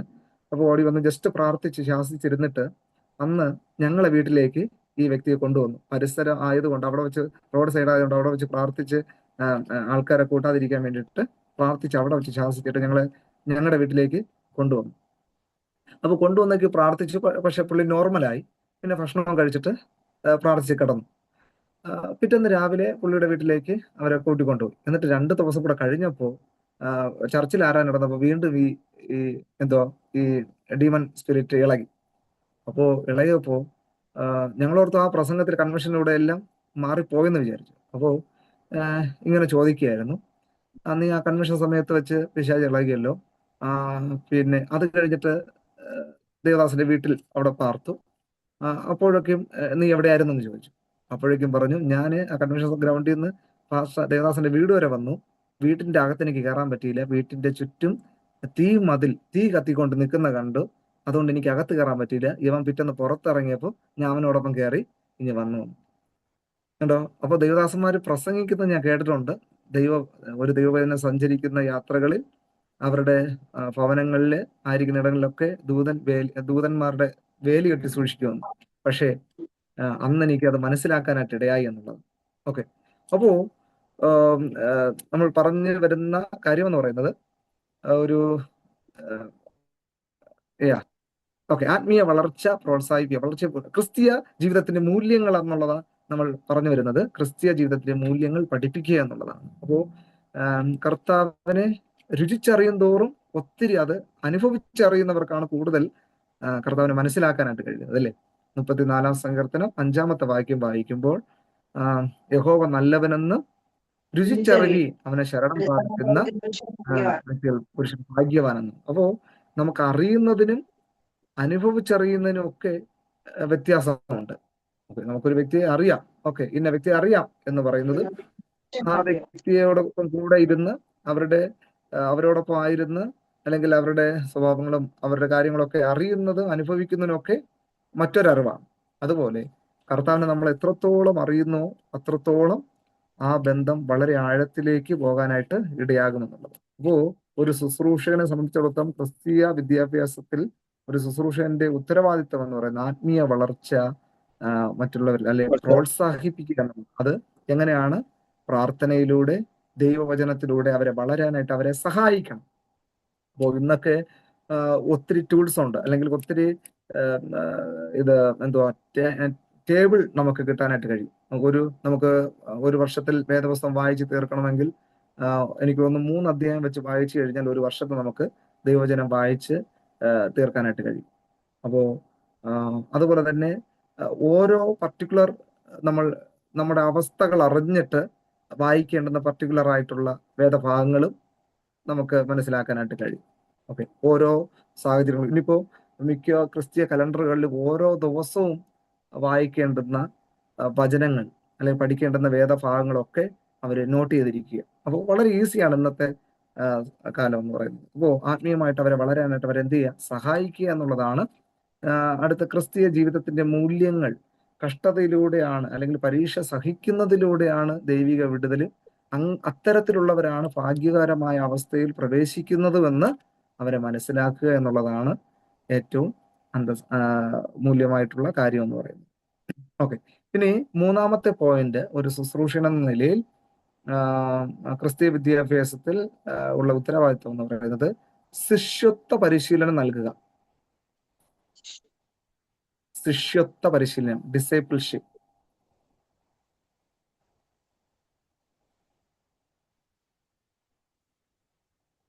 അപ്പോ ഒരു വിശ്വാസി ആയിരിക്കുന്നതിനേക്കാൾ ഉപരി കർത്താവ് ആഗ്രഹിക്കുന്നത് ശിഷ്യരായിരിക്കുക എന്നുള്ളതാണ്. ഞാനിങ്ങനെ ഒരു സീനിയർ ആയിട്ടുള്ള ദേവദാസൻ പ്രസംഗിക്കുന്നത് കേട്ടിട്ടുണ്ട്. ഇപ്പോ ഈ സംഘടനയൊക്കെ ഉള്ള, അല്ലെങ്കിൽ സംഘടനയിൽ നിൽക്കുന്ന ദേവദാസന്മാർക്ക് ട്രാൻസ്ഫറിന്റെ സമയമാണ്, സ്ഥലം മാറ്റത്തിന്റെ സമയമാണ് മാർച്ച് ഏപ്രിൽ മെയ് എന്നുള്ള ദിവസങ്ങൾ. അപ്പോ ഒരു സീനിയർ ആയിട്ടുള്ള ദേവദാസൻ പറയുന്നതാണ്, മാറിപ്പോയപ്പോ സ്വാഭാവികമായിട്ടും ഇപ്പൊ ഞാനൊരു സഭയിൽ നിന്ന് മറ്റൊരു സഭയിലേക്ക് പോകുമ്പോൾ ആ സഭയിൽ ശുശ്രൂഷിക്കുന്ന ദേവദാസനോട് അവിടുത്തെ വിശ്വാസികളെ കുറിച്ച് ചോദിക്കുക സ്വാഭാവികമാണല്ലോ. അപ്പോ അങ്ങനെ ചോദിച്ച കൂട്ടത്തിൽ ചോദിച്ചത് ഇവിടെ എത്ര വിശ്വാസികളുണ്ട്, അത് കഴിഞ്ഞിട്ട് ചോദിച്ചത് എത്ര ശിഷ്യന്മാരുണ്ടെന്നുള്ളത്. ഓക്കെ, നമുക്ക് എത്ര വിശ്വാസികൾ ഉണ്ടെന്നുള്ളത് മതി അല്ലേ? പക്ഷേ ആ ദേവദാസൻ ചോദിച്ചത് നിങ്ങളുടെ സഭയിൽ എത്ര ശിഷ്യന്മാരുണ്ടെന്നുള്ളതാണ്. ഓക്കെ, അപ്പോ ദൈവം നമ്മെ കുറിച്ച് ആഗ്രഹിക്കുന്ന ഒരു വിശ്വാസിയായിട്ട് അനുഗമിക്കാനല്ല, അല്ലെങ്കിൽ അനുഗമിക്കുവാനല്ല, പക്ഷെ ശിഷ്യരായി അനേകരെ ശിഷ്യത്വത്തിലേക്ക് വാർത്തെടുക്കുക എന്നുള്ള ഒരു ഉദ്ദേശമാണ്. അപ്പോൾ അതെങ്ങനെയാണ് പുതിയ വിശ്വാസികളെ ശിഷ്യരാക്കുക? നമ്മൾ യഹൂദ വിദ്യാഭ്യാസം നമ്മൾ തുടക്കത്തിൽ പഠിച്ചു. കാറ്റകെമിനൽ സ്കൂൾ, കാറ്റഗറ്റിക്കൽ സ്കൂൾ എന്ന് പറഞ്ഞ് ചില സ്കൂളുകൾ നമ്മൾ പഠിച്ചു. അത് നിങ്ങൾ ഓർക്കുന്നുണ്ടോ? ഓക്കെ, അതില് അതെ. അപ്പോ അതില് പുതുതായിട്ട് വിശ്വാസത്തിലേക്ക്, അല്ലെങ്കിൽ ക്രിസ്ത്യാനിത്വത്തിലേക്ക് വരുന്ന വ്യക്തികളെ ട്രെയിൻ ചെയ്യാനായിട്ട് ആണ് ഇത്തരത്തിലുള്ള സ്കൂളുകൾ യഹൂദന്മാർ സ്ഥാപിച്ചിരുന്നത്. അപ്പോ പുതിയ വിശ്വാസികളെ ശിഷ്യരാക്കുക എന്നുള്ളതാണ്. കർത്താവ് തന്നെ പറഞ്ഞിട്ടുണ്ട്, ഒരുവൻ എൻ്റെ പിന്നാലെ വരുവാൻ ഇച്ഛിച്ചാൽ തന്നെത്താൻ ത്യജിച്ച് ഓരോരുത്തർ അവനവന്റെ ക്രൂശ് എടുത്ത്, തന്റെ ക്രൂശ് എടുത്തുകൊണ്ട് അനുഗമിക്കട്ടെ, അല്ലേ? എന്ന് പറയുമ്പം ക്രൂശ് അല്ലെങ്കിൽ ക്രോസ്, കുരിശ് എന്ന് പറയുന്നത് ഒരിക്കലും ഒരു സന്തോഷമല്ല, അല്ലേ? പക്ഷേ കർത്താവ് യേശു രക്തത്താൽ വീണ്ടെടുക്കപ്പെട്ട ഒരു വ്യക്തിക്ക് അത് സന്തോഷം തന്നെയാണ്, അല്ലേ? എന്ന് പറഞ്ഞാൽ ആ ക്രൂശിലൂടെയാണ് നമുക്ക് നിത്യജീവൻ പ്രദാനം നൽകിയത്. പക്ഷേ പൊതുവെ നമ്മൾ പഠിക്കുന്ന കുരിശ് എന്ന് പറയുമ്പോൾ ഒരു ശാപമാണ്. ശാപമാണ്. അപ്പോൾ ഓരോരുത്തരും തന്റെ ക്രൂശ് എടുത്ത് കൊണ്ട് അനുഗമിക്കുക എന്ന് പറയുമ്പോൾ ഓരോരുത്തർക്കും അവരുടേതായിട്ടുള്ള പ്രതിസന്ധിയുണ്ട്, വേദനയുണ്ട്, പ്രയാസമുണ്ട്. ആ പ്രയാസത്തിലൂടെ കർത്താവിനെ അനുഗമിക്കുക എന്നുള്ളതാണ്. പ്രയാസങ്ങളെ വിട്ടോടിയിട്ട് വരുവാനല്ല കർത്താവ് പറയുന്നത്. ഓക്കെ, അപ്പോൾ പുതിയ വിശ്വാസ ശിഷ്യരാക്കുക, യേശു ക്രിസ്തുവിന്റെ മാതൃകയിൽ ജീവിക്കാൻ പരിശീലിപ്പിക്കുക. അപ്പോൾ അതാണ് ശിഷ്യത്വത്തിന്റെ പരിശീലനം എന്ന് പറയുന്നത്. യേശുവെ പോലെ ആകുക. ഫിലിപ്പിയർക്ക് എഴുതിയ ലേഖനം 2-ാം അധ്യായം നമ്മൾ പഠിക്കുമ്പോൾ വളരെ വ്യക്തമായിട്ട് യേശു ക്രിസ്തുവിന്റെ ഭാവം, ആറ്റിറ്റ്യൂഡ് നമുക്ക് കാണാനായിട്ട്, ക്രിസ്തയേശുവിലുള്ള ഭാവം തന്നെ നിങ്ങളിൽ ഉണ്ടായിരിക്കട്ടെ. ദൈവസ്വരൂപത്തിരിക്കെ തന്നെ ദൈവത്തോടുള്ള സമത്വം മുറുകെ പിടിച്ചു കൊള്ളണമെന്ന് വിചാരിക്കാതെ വേഷത്തിൽ മനുഷ്യനായി ദാസരൂപമെടുത്ത് ക്രൂശിലെ മരണത്തോളം തന്നെ അവൻ താഴ്മയുള്ളവനായി, അനുസരണമുള്ളവനായി തീർന്നു എന്നുള്ളതാണ്. അപ്പോ ദൈവസ്വരൂപത്തിരിക്കെ തന്നെ തന്നെത്താൻ ഒഴിച്ച് വേഷത്തിൽ മനുഷ്യനായി എന്നുള്ളതാണ്. അപ്പോൾ ആ ഒരു ക്രിസ്തുയേശുവിന്റെ ആറ്റിറ്റ്യൂഡ്, മനോഭാവം ഓരോ ശിഷ്യന്മാരിലും ഓരോ വ്യക്തികളിലും ഉണ്ടാകുമ്പോഴാണ് ശിഷ്യത്വത്തിന്റെ ആ ഒരു പ്രാപ്തിയിലേക്ക് വളർന്നു വരുന്നത്. റൈറ്റ്, അതാണ് ശിഷ്യത്വ പരിശീലനം നൽകുക എന്നുള്ളതാണ്. അപ്പോൾ ഒരു ശുശ്രൂഷകന്റെ ക്രിസ്തീയ വിദ്യാഭ്യാസത്തിലുള്ള തന്റെ ഉത്തരവാദിത്വം 1, വചനം പഠിപ്പിക്കുക; 2, ആത്മീയ വളർച്ച പ്രോത്സാഹിപ്പിക്കുക; 3, ശിഷ്യത്വ പരിശീലനം നൽകുക; 4, അധ്യാപകരെ പരിശീലിപ്പിക്കുക.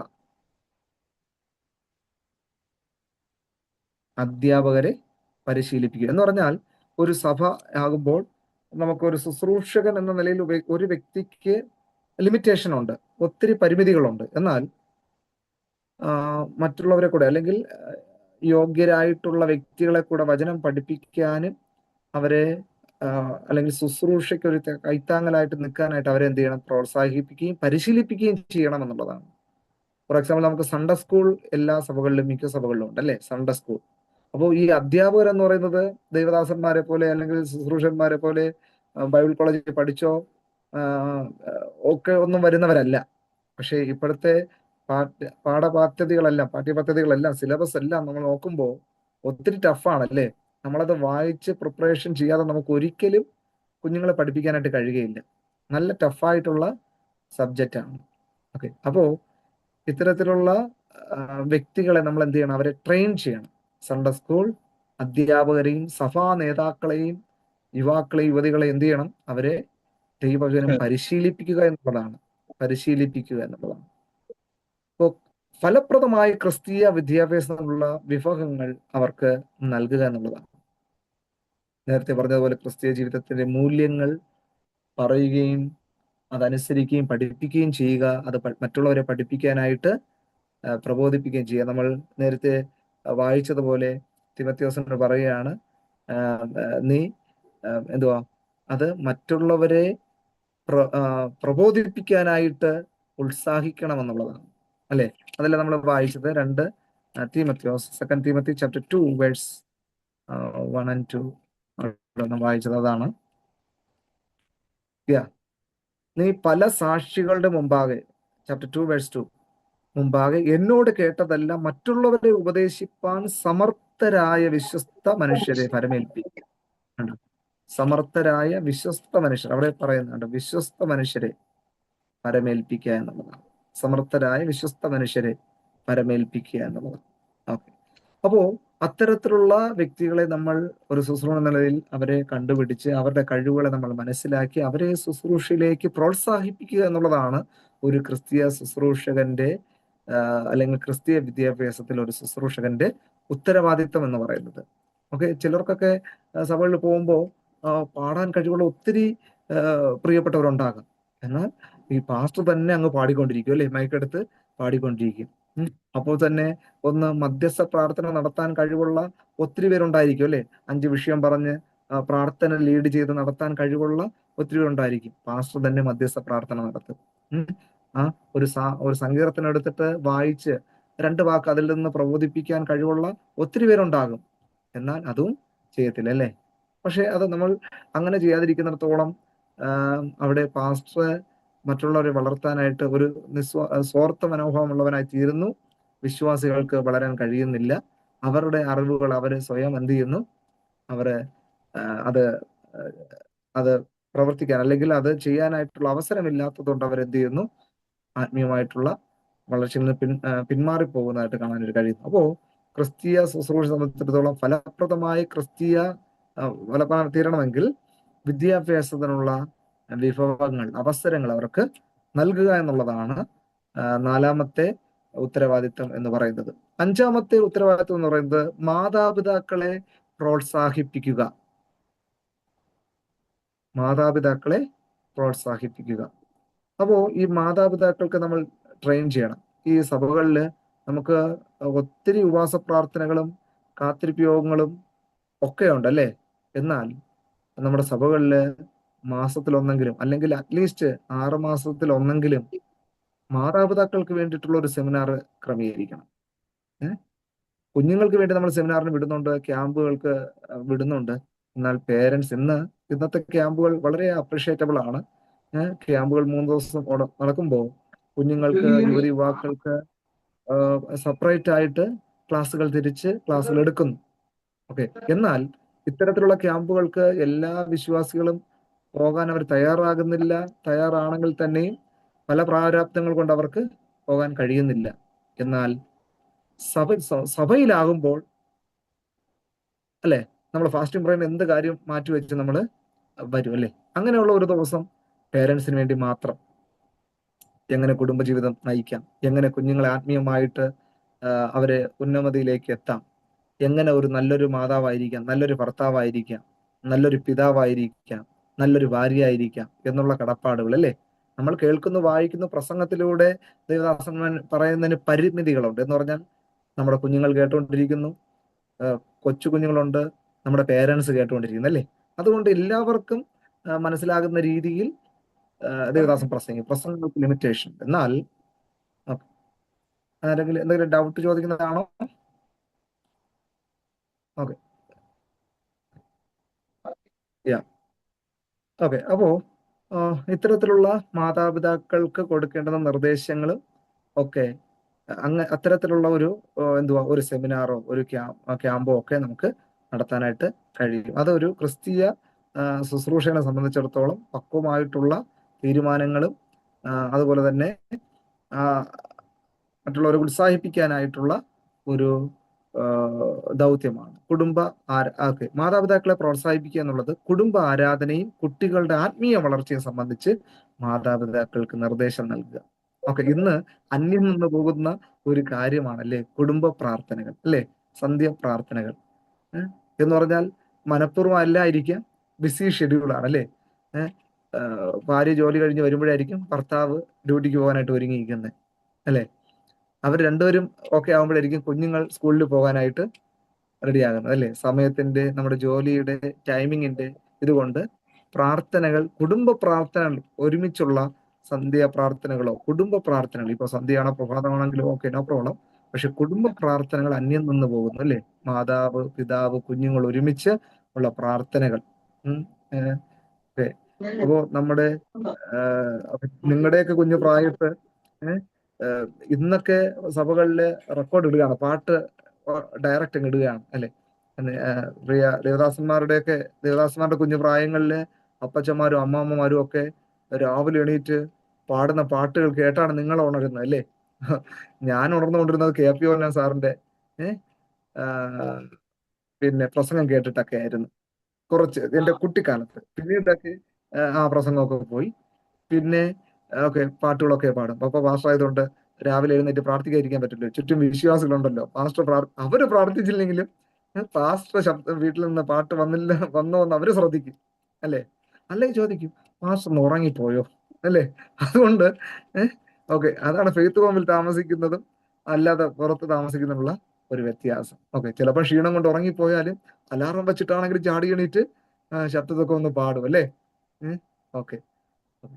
അപ്പോ ഇത് മാതാപിതാക്കൾക്ക് ആ ഒരു കുടുംബമായിട്ടുള്ളൊരു അതൊരു യൂണിറ്റിക്ക്, പരസ്പരം ഒന്ന് ഷെയറിങ്ങിന്, ബന്ധം ഉറപ്പിക്കുന്നതിനൊക്കെ അത് കാരണമായി തീരും അല്ലേ. ഒരുമിച്ച് പ്രാർത്ഥിക്കുന്നു, അത് കഴിഞ്ഞിട്ട് ഒരുമിച്ച് കുഞ്ഞുങ്ങളുമായിട്ട് അവരുടെ സ്കൂളിന്റെ അവരുടെ കാര്യങ്ങൾ ചോദിക്കുന്നു, ഒരുമിച്ച് ഭക്ഷണം കഴിക്കുന്നു, പിന്നെ ഓരോരുത്തരുടെ ദൗത്യം ചെയ്യാനായിട്ട് ആ ഒരു ഫെലോഷിപ്പ് എന്ന് പറയുന്നത് ഭയങ്കരമായിട്ടുള്ള ഒരു ഫെലോഷിപ്പ്. അത് മെയിൻറ്റെയിൻ ചെയ്യുന്ന കുടുംബം വളരെ ഹെൽത്തി ആയിട്ടുള്ള ഒരു കുടുംബമായിരിക്കും. എല്ലാ രീതിയിലും നല്ലൊരു ഹെൽത്തി ആയിട്ടുള്ള ഒരു ഫാമിലി ആയിരിക്കും. ഇത്തരം കാര്യങ്ങൾ ഒരു ശുശ്രൂഷകൻ മാതാപിതാക്കൾക്ക് എന്ത് ചെയ്യണം? അവരെ ചെയ്യുന്നുണ്ടെങ്കിലും അത് സിസ്റ്റമാറ്റിക് ആയിട്ട് ക്രമീകൃതമായിട്ട് ചെയ്യാനായിട്ട് അവരെ എന്ത് ചെയ്യണം? പ്രോത്സാഹിപ്പിക്കണം, ഉപദേശിക്കണം എന്നുള്ളതാണ്. അപ്പോ വീട്ടിൽ ക്രിസ്തീയ വിദ്യാഭ്യാസം നൽകാൻ അവരെ സഹായിക്കുക, അല്ലെ? അപ്പോ കുഞ്ഞുങ്ങൾക്ക് മാതാപിതാക്കളുമായിട്ട് തുറന്നു പറയാനായിട്ടുള്ളൊരു ഒരു ഒരു ഒരു എന്തുവാ ഒരു അവസരം നമ്മൾ ഒരുക്കി കൊടുക്കുക, അല്ലെ? അവർ പറയുന്ന കാര്യം നമുക്ക് ചിലപ്പോൾ ഒത്തിരി ഓഫീസിൽ നിന്നോ അല്ലെങ്കിൽ നമ്മുടെ ജോലി മേഖലയിൽ നിന്നോ ഒത്തിരി സ്ട്രെസ്സുമായിട്ടായിരിക്കാം വരുന്നത് കയറുന്നത്, അല്ലേ? അപ്പോ കുഞ്ഞുങ്ങളെ കുറിച്ച് കേൾക്കാനോ മനസ്സിലാക്കണം. അവരടുത്ത് വരുമ്പോൾ തന്നെ നമുക്കറിയാം എന്തോ കാര്യം ഒപ്പിച്ചിട്ടാ വരുന്നതെന്ന് ചിലപ്പം മനസ്സിലാക്കും, അല്ലേ? അപ്പോ കുഞ്ഞുങ്ങൾ പറയുന്നത് അല്പം കേൾക്കാനായിട്ട് നമ്മൾ കുഞ്ഞുങ്ങൾക്കും വേണ്ടി അല്പം എന്ത് ചെയ്യണം? നമ്മൾ സമയം മാറ്റി വെക്കുക എന്നുള്ളതാണ്. അത്തരത്തിലുള്ള കുടുംബം വളരെ ഹെൽത്തി ആയിട്ട് ഇരിക്കും. അത് ഒരു ശുശ്രൂഷ എന്ന നിലയിൽ നമ്മൾ മാതാപിതാക്കൾക്ക് പകർന്നു കൊടുക്കേണ്ടുന്ന ഒരു കാര്യമാണ്. ഇതൊക്കെ അറിയാവുന്ന കാര്യമാണെങ്കിലും അവർക്ക് അത് സിസ്റ്റമാറ്റിക് ആയിട്ടൊന്ന് ഉത്സാഹിപ്പിക്കുകയും അറ്റ്ലീസ്റ്റ് ആഴ്ചകൾ വരുമ്പോൾ ഈ ആഴ്ചകളിൽ മുടങ്ങാതെ സന്ധ്യാപ്രാർത്ഥനകൾ നടന്നോ, കുടുംബമായിട്ട് കുഞ്ഞുങ്ങളുമായിട്ട് ഒരു നല്ലൊരു കമ്മ്യൂണിക്കേഷൻ, ആശയവിനിമയം ഉണ്ടായിരുന്നോ എന്നൊക്കെ, അതാണ് യഥാർത്ഥമായ ആത്മീയത എന്ന് പറയുന്നത്, അല്ലേ? ഇന്ന് ഓൺലൈൻ പ്രാർത്ഥനകളാണ് വർദ്ധിച്ചുകൊണ്ടിരിക്കുന്നത്, അല്ലേ? സന്ധ്യാപ്രാർത്ഥനകൾ പോലും അല്ലെ, ഇപ്പം കുഞ്ഞുങ്ങൾക്കെല്ലാം ഓരോ റൂമുണ്ട്, ഓരോ എന്തുവാ ഡിവൈസ് ഉണ്ട്. സന്ധ്യാപ്രാർത്ഥനകൾ പോലും ഒരു വീട്ടിലാണ് താമസിക്കാൻ പോലും സൂം വഴിയാണ് സന്ധ്യാപ്രാർത്ഥന, അല്ലെ? കാലം മാറി, അല്ലേ? സൂം സന്ധ്യാപ്രാർത്ഥന പോലും സൂം വഴിയായി കഴിഞ്ഞു എന്നുള്ളതാണ്. ഓക്കെ, ഞാൻ മറ്റു രാജ്യങ്ങളിൽ ഇരിക്കുന്ന കുഞ്ഞുങ്ങളോ പേരൻസിനല്ല ഞാൻ പറയുന്നത്. ഒരു വീട്ടിൽ താമസിക്കുമ്പോൾ തന്നെ അടുത്തടുത്ത റൂമിലിരുന്ന് ഒരുമിച്ച് കൂടിയിരിക്കുന്നത്, അല്ലേ? ആ ഒരു സിസ്റ്റം ഫോളോ ചെയ്യുകയാണ്. പക്ഷെ അതിനേക്കാൾ ഉപരിയാണ് ഫിസിക്കലായിട്ട് ഒരുമിച്ചിരുന്ന്, അല്ലേ, ഒന്ന് പാടുകയോ പ്രാർത്ഥിക്കുകയോ ചെയ്യുന്ന അതൊരു നല്ലൊരു കാര്യമാണത്. ഒത്തിരി അത് പ്രചോദനം ചെയ്യുമെന്നുള്ളതാണ്. അപ്പോ കുടുംബാരാധനയും കുട്ടികളുടെ ആത്മീയ വളർച്ചയും സംബന്ധിച്ച് മാതാപിതാക്കളെ എന്ത് ചെയ്യും? ഉപദേശിക്കുക, അതിന് മാതാപിതാക്കളെ പ്രോത്സാഹിപ്പിക്കുക, വീട്ടിൽ ക്രിസ്തീയ വിദ്യാഭ്യാസം നൽകാൻ സഹായിക്കുക. നമ്മുടെ ഈ ക്രിസ്തീയ വിദ്യാഭ്യാസത്തിന്റെ ചരിത്രം നമ്മൾ ആദ്യ ക്ലാസ്സിന് പഠിച്ചപ്പോൾ പേരൻസ് ആയിരുന്നു പ്രൈമറി ടീച്ചേഴ്സ്, അല്ലേ? കുഞ്ഞുങ്ങളുടെ ആദ്യ അധ്യാപകർ ആരായിരുന്നു? മാതാപിതാക്കളായിരുന്നു, അല്ലേ? അവർക്ക് ആത്മീയമായ മൂല്യങ്ങൾ പഠിപ്പിക്കുകയും അത് ആവർത്തന പുസ്തകം നമ്മൾ വായിച്ചു. നിങ്ങൾ വീട്ടിലിരിക്കുമ്പോഴും വഴി നടക്കുമ്പോഴും കിടക്കുമ്പോഴും അവയെ നിങ്ങൾ അവർക്ക് എന്ത് ചെയ്യണം? ഉപദേശിച്ചു കൊടുക്കണമെന്നുള്ളതായിരുന്നു. ഉപദേശിച്ചു കൊടുക്കണം. അതാണ് 5ാമത്തെ പോയിന്റ്. ഇനി 6ാമത്തെ റെസ്പോൺസിബിലിറ്റി, ഉത്തരവാദിത്വം എന്ന് പറയുന്നത് കൗൺസിലിങ്ങും മാർഗനിർദ്ദേശവും നൽകുക. ഒരു ക്രിസ്തീയ ശുശ്രൂഷകന്റെ ഉത്തരവാദിത്തം, 6ാമത്തെ ഉത്തരവാദിത്തം കൗൺസിലിങ്ങും മാർഗനിർദ്ദേശവും നൽകുക. ഒത്തിരി പ്രതിസന്ധികളിലൂടെ ആയിരിക്കാം, ക്രൈസിസിലൂടെ ആയിരിക്കാം ഓരോ വ്യക്തിയും കടന്നു പോകുന്നത്. ഒരു വീട്ടിൽ 5 പേരുണ്ടെങ്കിൽ 5 പേരും വ്യത്യസ്തമായ ക്രൈസിസ് അവർ അനുഭവിക്കുന്ന വ്യക്തികളായിരിക്കാം. ഫിനാൻഷ്യലി, സാമ്പത്തികമായിട്ടും, അതുപോലെ തന്നെ ശാരീരികമായിട്ടും, മാനസികമായിട്ടും ഒക്കെ ഒന്നല്ലെങ്കിൽ മറ്റൊരു രീതിയിൽ പ്രതിസന്ധികൾ അനുഭവിക്കും. നമ്മൾ ചിന്തിക്കും കുഞ്ഞുങ്ങൾക്ക് എന്താ പ്രതിസന്ധി, അവർക്ക് പഠിച്ചാൽ പോരെ എന്നൊക്കെ ചിന്തിക്കും. പക്ഷെ അവരുടേതായ നിലയിലും അവർക്ക് അവരുടേതായ രീതിയിലുള്ള പ്രതിസന്ധി അവർക്കും ഉണ്ട് എന്നുള്ളത് മനസ്സിലാക്കുക. അപ്പോ വ്യക്തിപരവും കുടുംബപരവുമായ പ്രശ്നങ്ങളിൽ ബൈബിൾ അടിസ്ഥാനത്തിലുള്ള ഉപദേശം നൽകുക എന്നുള്ളതാണ്. 46-ാം സങ്കീർത്തനം 1-ാമത്തെ വാക്യത്തിൽ ഇപ്രകാരം പറയുന്നത്, അല്ലേ? ദൈവം നമ്മുടെ സങ്കേതവും ബലവുമാകുന്നു, ഏറ്റവും അടുത്ത. അതൊരു നല്ലൊരു ഉപദേശമാണ്.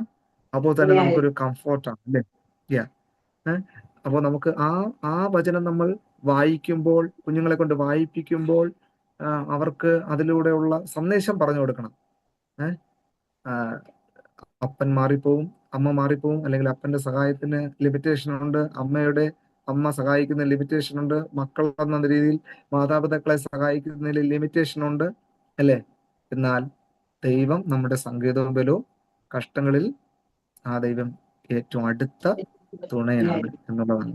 ഓക്കെ, അപ്പോൾ തക്ക തുണയും മാറിപ്പോവും അല്ലേ? എന്ന് പറഞ്ഞാൽ ജീവിത പങ്കാളിയും മാറിപ്പോവും. നമ്മുടെ ഭാര്യയ്ക്കോ ഭർത്താവിനോ നമുക്കൊരു രോഗം വന്നു കഴിഞ്ഞാൽ, ഒരു ഓപ്പറേഷന് വിധേയനായി കഴിഞ്ഞാൽ, ആ ഓപ്പറേഷൻ തിയേറ്ററിന്റെ ആ ഹോസ്പിറ്റൽ പറഞ്ഞിരിക്കുന്ന ആ ബൗണ്ടറി വരെ നമുക്ക് പോകാൻ പറ്റുള്ളൂ അല്ലേ? എന്നാൽ അത് കഴിഞ്ഞ് നമുക്കൊന്നിൽ ടാറ്റ പറഞ്ഞോ അല്ലെങ്കിൽ അവർക്ക് വേണ്ടി ഒന്ന് പ്രാർത്ഥിപ്പിച്ചേ വിടാൻ പറ്റുള്ളൂ അല്ലേ? അപ്പോ അതാണ് ആ ഒരു പക്ഷെ ദൈവം ആ കഷ്ടത്തിൽ നമ്മോട് കൂടെ ഉണ്ട് എന്നുള്ളത് ഒരു കൗൺസിലിംഗ് അല്ലെങ്കിൽ ഒരു മാർഗനിർദ്ദേശം അവർക്ക് നൽകുക എന്നുള്ളത്. അത് വേദപുസ്തക അടിസ്ഥാനത്തിലുള്ള കാര്യങ്ങൾ പറയുക. അപ്പോൾ തന്നെ സഹവിശ്വാസികളെ വിശ്വാസികളെ ആത്മീയമായി എന്ത് ചെയ്യുക? ശക്തിപ്പെടുത്തുക എന്നുള്ളതാണ്. ഗലാത്യർക്ക് എഴുതിയ ലേഖനം 6-ാം അധ്യായം 1-ാമത്തെ വാക്യം ഒന്ന് വായിക്കാമോ? Galatian chapter 6 verse 1.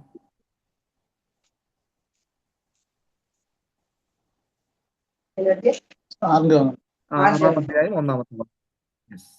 സഹോദരന്മാരെ, ഒരു മനുഷ്യൻ വല്ല തെറ്റിലും അകപ്പെട്ടു പോയെങ്കിൽ ആത്മീയരായ നിങ്ങൾ അങ്ങനെയുള്ളവന് സൗമ്യതയുടെ ആത്മാവിൽ യഥാസ്ഥാനപ്പെടുത്തുകയും നീയും പരീക്ഷയിൽ അകപ്പെടാതെ ഇരിപ്പാൻ സൂക്ഷിച്ചുകൊള്ളുക. Okay, thank U.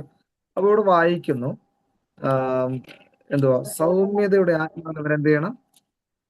യഥാസ്ഥാനപ്പെടുത്തണം.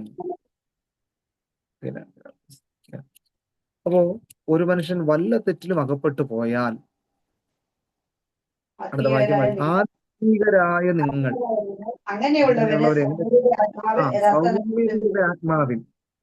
സൗമ്യതയുടെ ആത്മാവിൽ. പക്ഷേ ഇന്നത്തെ സമൂഹം എന്ന് പറയുന്ന ഒരു വ്യക്തി ഒരു തെറ്റിൽ അകപ്പെട്ടു പോയാൽ അവരെ എങ്ങനെ ഇച്ചിരി കൂടെ ചവിട്ടി താഴ്ക്കാൻ പറ്റൂ അതേ ചെയ്യൂ അല്ലേ? നമ്മൾ ഒരു കാര്യം എന്തോ എരുതിയിൽ എണ്ണ ഒഴിക്കുന്നത് പോലെ അല്ലേ? പക്ഷേ ഒരു ശുശ്രൂഷകനെ സംബന്ധിച്ചിടത്തോളം ദൈവം നമ്മിലൂടെ ആഗ്രഹിക്കുന്നത്, അല്ലെങ്കിൽ അത്തരത്തിലുള്ള ഒരു കാര്യം നമ്മൾ സൗമ്യതയോടെ കൈകാര്യം ചെയ്യുമ്പോൾ അവിടെ ഒരു എഡ്യൂക്കേഷൻ നമ്മൾ കൊടുക്കുകയാണ് അല്ലെ? ഒരു അറിവ് പകർന്നു കൊടുക്കുകയാണ്. നിങ്ങൾ ഒരു മനുഷ്യൻ വല്ല തെറ്റിൽ അകപ്പെട്ടു പോയാൽ അവരെ ആത്മീയരായി നിങ്ങൾ അങ്ങനെയുള്ളവരെ സൗമ്യതയുടെ ആത്മാവിൽ എന്ത് ചെയ്യണം? യഥാസ്ഥാനപ്പെടുത്തണം. കൗൺസിലിംഗ് എന്നതാണ്. കൗൺസിലിംഗ് എന്നാണ് യഥാസ്ഥാനപ്പെടുത്തുക. അവരെ റെസ്റ്റോർ ചെയ്യുക എന്നുള്ളതാണ്. യഥാസ്ഥാനപ്പെടുത്തുക, റെസ്റ്റോർ, കറ്റാരിറ്റിസോ എന്നാണ് ഗ്രീക്കിൽ. ഓക്കെ, അപ്പോൾ അവരെ എന്തുവാ? യഥാസ്ഥാനപ്പെടുത്തുക എന്നുള്ളതാണ്. അപ്പോ സൗമ്യതയുടെ ആത്മാവിൽ അവരെ എന്ത് ചെയ്യണം? യഥാസ്ഥാനം. അപ്പോൾ ഒരു ശുശ്രൂഷനെ സംബന്ധിച്ചിടത്തോളം ഞാൻ പറഞ്ഞല്ലോ, എല്ലാ വ്യക്തികളും ആത്മീയ അല്ലെങ്കിൽ ആരോഗ്യമുള്ള വ്യക്തികളല്ല. എന്നാൽ നമ്മെ കൊണ്ട് കഴിയുന്ന രീതിയിൽ അവരെ ആത്മീയമായിട്ട് വളർത്താനായിട്ട് ശ്രമിക്കുക എന്നുള്ളതാണ്. ഓക്കെ, വിശ്വാസികളെ ആത്മീയമായി ശക്തിപ്പെടുത്തുക, കൗൺസിലിംഗ്. അപ്പോൾ കൗൺസിലിംഗ് എന്ന് പറയുന്നത് എല്ലാ വ്യക്തികൾക്കും എപ്പോഴും ആവശ്യമായിട്ടുള്ള ഒരു കാര്യമാണ്. എന്ന് പറഞ്ഞാൽ ഒന്നല്ലെങ്കിൽ മറ്റൊരു രീതിയിലുള്ള പ്രതിസന്ധികൾ എല്ലാവരുടെ ജീവിതത്തിലും ഉണ്ട്. ആ പ്രതിസന്ധികളെ തരണം ചെയ്യണമെങ്കിൽ ചിലപ്പോൾ നമുക്ക് സൊല്യൂഷൻ നമ്മുടെ മനസ്സിലുണ്ട്, പക്ഷെ അതെങ്ങനെ കൈകാര്യം ചെയ്യണമെന്നുള്ള ഐഡിയ അല്ലെങ്കിൽ ആ ഒരു കഴിവ് നമുക്ക് ചിലപ്പോൾ ഇല്ല എന്ന് വന്നേക്കാം. എന്നാൽ അത്തരത്തിലാണ് നമ്മൾ മറ്റുള്ളവരുടെ സഹായം തേടുന്നത് അല്ലേ? അങ്ങനെ അവർക്ക് ഉചിതമായിട്ടുള്ള സമയത്ത്, തക്ക സമയത്തിൽ നമുക്ക് അവർക്ക് ദൈവികമായിട്ടുള്ള നിർദ്ദേശങ്ങൾ നമുക്ക് കൊടുക്കാനായിട്ട് കഴിയും. ആത്മീയമായിട്ടുള്ള വളർച്ച ശക്തിപ്പെടുത്തുവാനായിട്ട്. അപ്പോൾ എങ്ങനെയൊക്കെ ശക്തിപ്പെടുവാനായിട്ട് കഴിയും? വചനത്തിലൂടെ ശക്തിപ്പെടുവാനായിട്ട് കഴിയും അല്ലേ?